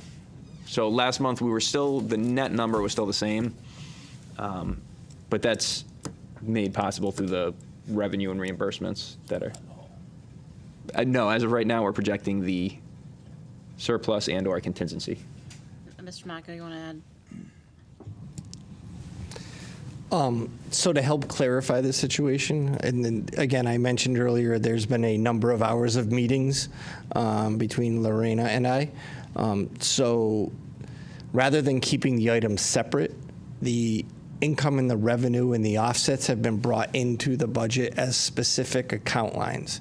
So that way your bottom line will truly look like your net bottom line, because your budget's comprised of expenses, but it's also comprised of revenues that we know we're going to be receiving back from the state. So the new presentation to the Finance Committee was trying to sort of clear that up and allow for better tracking as well. I think over the years, you'll be able to see just how much you actually receive back from revenue. So hopefully moving forward, that will help clarify that situation. So absolutely not in the hole. We will have money left at the end of the year, which will go towards the unexpended fund. Thank you, Mr. Macco. Contingency fund. I'm going to learn your words versus what I'm used to. The non-lapsing fund, we'll leave it at that, or the 2% fund. When people hear surplus, they're going to think Yeah, no. surplus. So contingency is just a little. All right. Policy Committee. Our next regular Policy Committee meeting is October 15th. Okay, and leadership. So we had a good discussion with Mr. Macchio on his first week. I feel like we should have gotten one of those signs that says, "This is my first day of Enfield Public Schools," and taken a picture. And then many, many moons down the line, we could put, "This is my last day at Enfield Public Schools." But anyways, we did talk about multiple items, but a thing that I wanted to bring up is we've asked, and they've been very responsive to having a comprehensive, like, budgeting 101 discussion with multiple different parts of what comprises the budget and how it works in, and the influx and outflow of money and grants and all that stuff. So those will be, special guests or whatever at the beginning of our meeting, so anybody can look and see. We don't have anything planned yet, but stay tuned, it's coming. Anything else? No? Okay. And then, liaison reports, joint facilities. So, we were supposed to have a meeting on Thursday, but that was canceled. Yeah, Because they're gonna catch up Mr. Macchio. the next scheduled meeting would be the 24th of October. All right, JFK Building Committee. I don't have their next date in front of me. All right, Joint Security Committee. This Friday, we meet in the morning. Enfield Mental Health Committee. Yes, as mentioned, Dr. Callan, Mr. Longy, myself, and we were also joined by Ms. Cushman. We attended the coalition on September 27th at Esnuntuck. The coalition focused on our state of Connecticut's communities that are suffering from loneliness and isolation, and how it impacts mainly two groups of people, teenagers and young adults, ages 15 to 24, and also the elderly over the age of 65. Loneliness is now considered a public health crisis. We heard speakers that were involved with mental health awareness, okay? And I'm not going to name them because Dr. Callan has already named all the speakers that were there. Therefore, our next Mental Health and Wellness Committee with Mr. Longy is tomorrow, October 9th. Thank you, Ms. Hickory. Enfield Culture and Arts. They met on October 1st. I'm not sure when the next meeting is. Okay. I'm going to add in joint insurance since we actually had that meeting the other day. Tina, do you want to go or what? Or you want me to do it? I was going to say, I'm going to thank a counselor, but not thank another. I would like to thank Counselor Ludwig for hosting the meeting, and his in-depth knowledge on the subject matter is astounding, so I appreciate that. We were able to get an idea of what was in the claim fund balance, as we've been asking, to see what percentage of that is a reserve, if that is the correct percentage of employees that we have, the correct reserving. There were definitely some good questions Yeah. and answering, and definitely some follow-ups that we're looking for on, like, looking at the plans, seeing, if we Right, can realize savings. the and benefit stuff. summaries. Also, Charlotte made the point that we haven't gone out to bid in 7 years. So is that something that we should be looking at as the committee as well? So we have our next meeting on December 17th, which means it's already on the books, which I'm excited. Yes, that's a good thing. Yep. School reports and updates. Anybody want to go? I'm going to I'll go. go. Okay, go ahead. Because I never give one. Sarah Brown, with this new Parent Square, she's putting everything out there. So if you want to know what's going on at JFK, just hook up on that because you can spend hours reading it. Okay, that's it. Thank you. Mr. Coburn. So not much specific for Henry Barnard as well, as we had the presentation and as Mr. Vice Chair just mentioned. Parent Square is now the primary communication tool, so even the Big Cat newsletter is now being disseminated through Parent Square. Also, as Mr. Ryder mentioned during board comments, it's a district-wide Pink Out Day on Friday, October 18th, so Barnard is looking for support for that. So students and staff wear pink on Friday the 18th. And the Barnard Crandall PTO is still actively looking for volunteers with their next meeting coming up October 22nd via Zoom. That's all I have. Thank you. Mr. Ryder? So I have updates that aren't in the Parent Square notice from Eli Whitney, from our Eli Whitney principal. A few people have mentioned this tonight. We're talking about our Kid Governor, which is underway in all of our grade 5 buildings. So Eli Whitney would like to congratulate Wyatt Hulovich and on his platform on mental health awareness, and he has been selected to represent Eli Whitney as the 2025 Connecticut Kid Governor. So he'll be representing Eli Whitney, going up against whoever the grade 5 representatives are from Prudence Crandall, obviously, and Parkman, to be determined. He will go on to compete against those kids in the upcoming weeks, and we wanted to congratulate all of our 5th graders for their thoughtful speeches and ideas. Eli Whitney's also collecting candy for their Trunk or Treat events coming up October 28th. Our Pop and Popcorn fundraiser begins tomorrow. There'll be a flyer coming home Friday. It'll be in this week's newsletter. Mad Science fall season starts up next Wednesday. We're proud to continue our partnerships with Buddy Bison in 3rd grade this year and our new partnership with the Ujima African American Alliance Association. And lastly, we have kicked off our Golden Spatula Lunchroom Award, which encourages classes to exhibit our PAC expectations while in the cafeteria. And our first 3 winning classes were able to eat outside in the courtyard during lunch today. That's everything from Eli Whitney this week. Ms. Pickett? I'm going to just, again, plug Parent Square. That's where you can get all the information. But I do want to share at Enfield Street School on Wednesday, October 16th, in honor of National Bullying Prevention Month and Unity Day.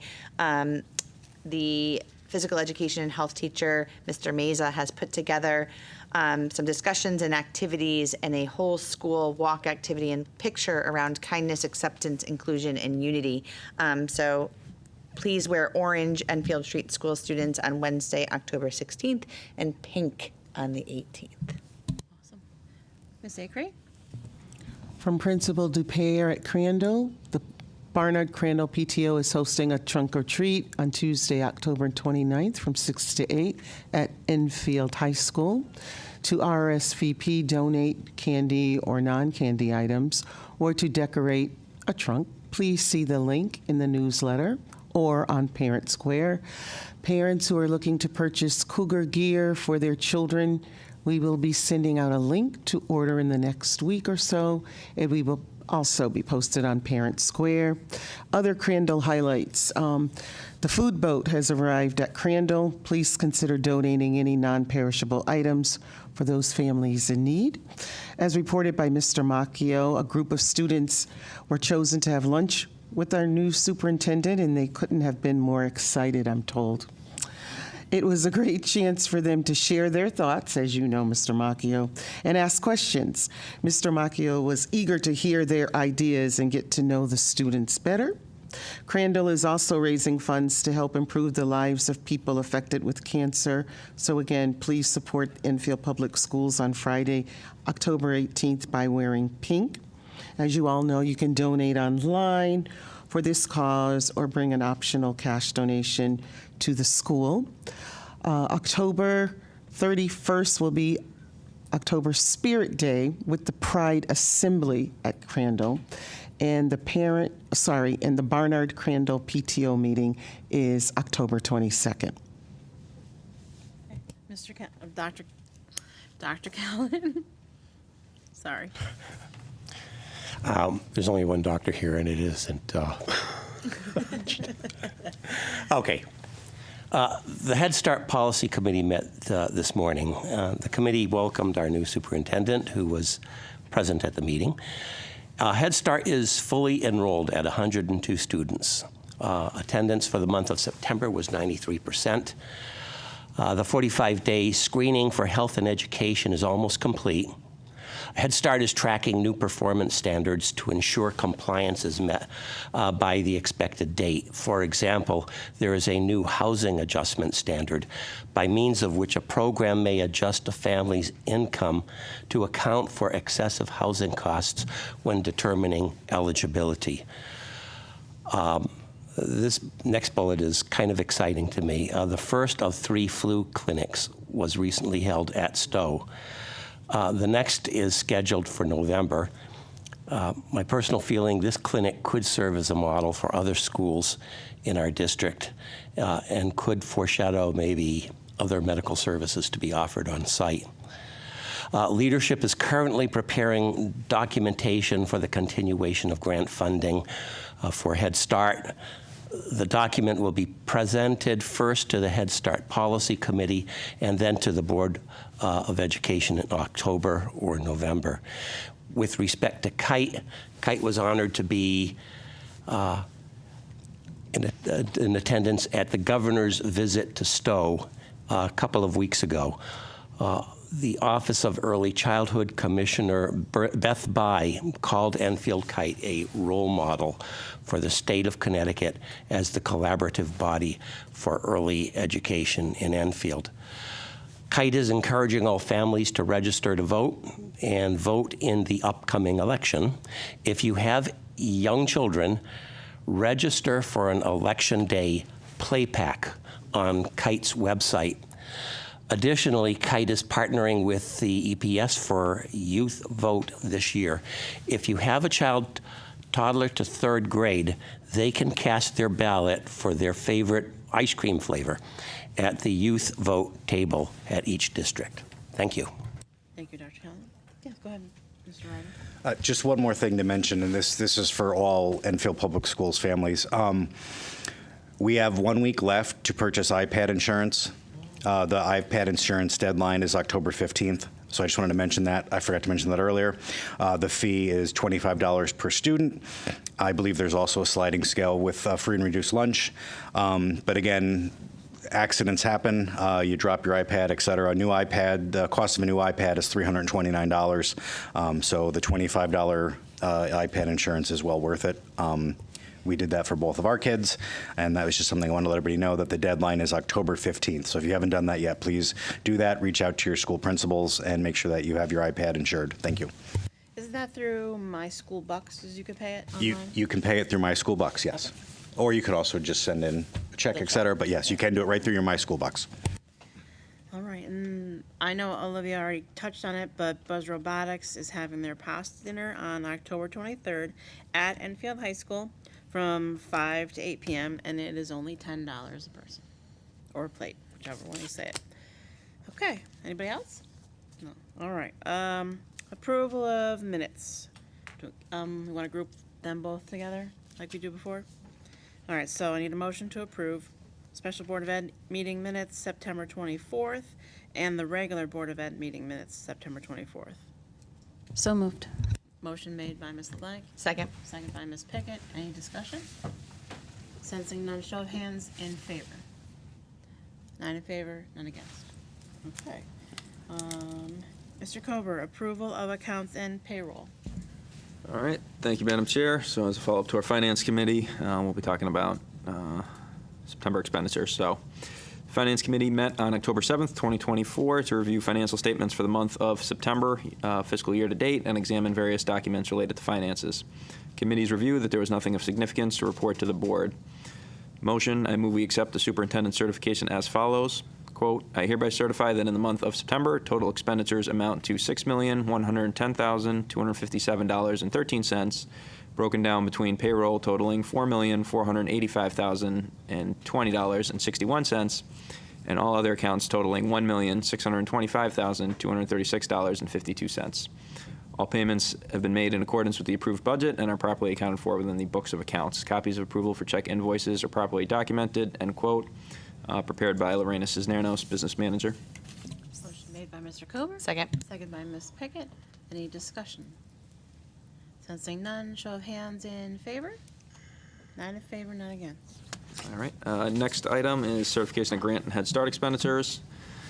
Same background. Motion being, I move we accept the superintendent's certification as follows. Quote, I hereby certify that in the month of September, the total grant and Head Start expenditures amount to $975,816.21, broken down between payroll totaling $377,135.14, and all other accounts totaling $598,681.07.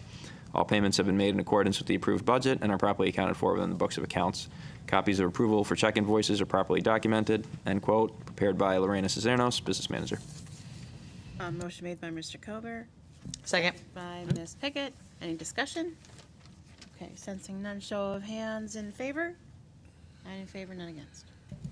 And there are no line item transfers at this time. All right, thank you, Mr. Kober. All right, Mr. Ryder, do we have any correspondence or board communications? Just a reminder from Brianna Beckstrand from Kite. She just wanted to make sure everybody knew that tomorrow night is their annual meeting.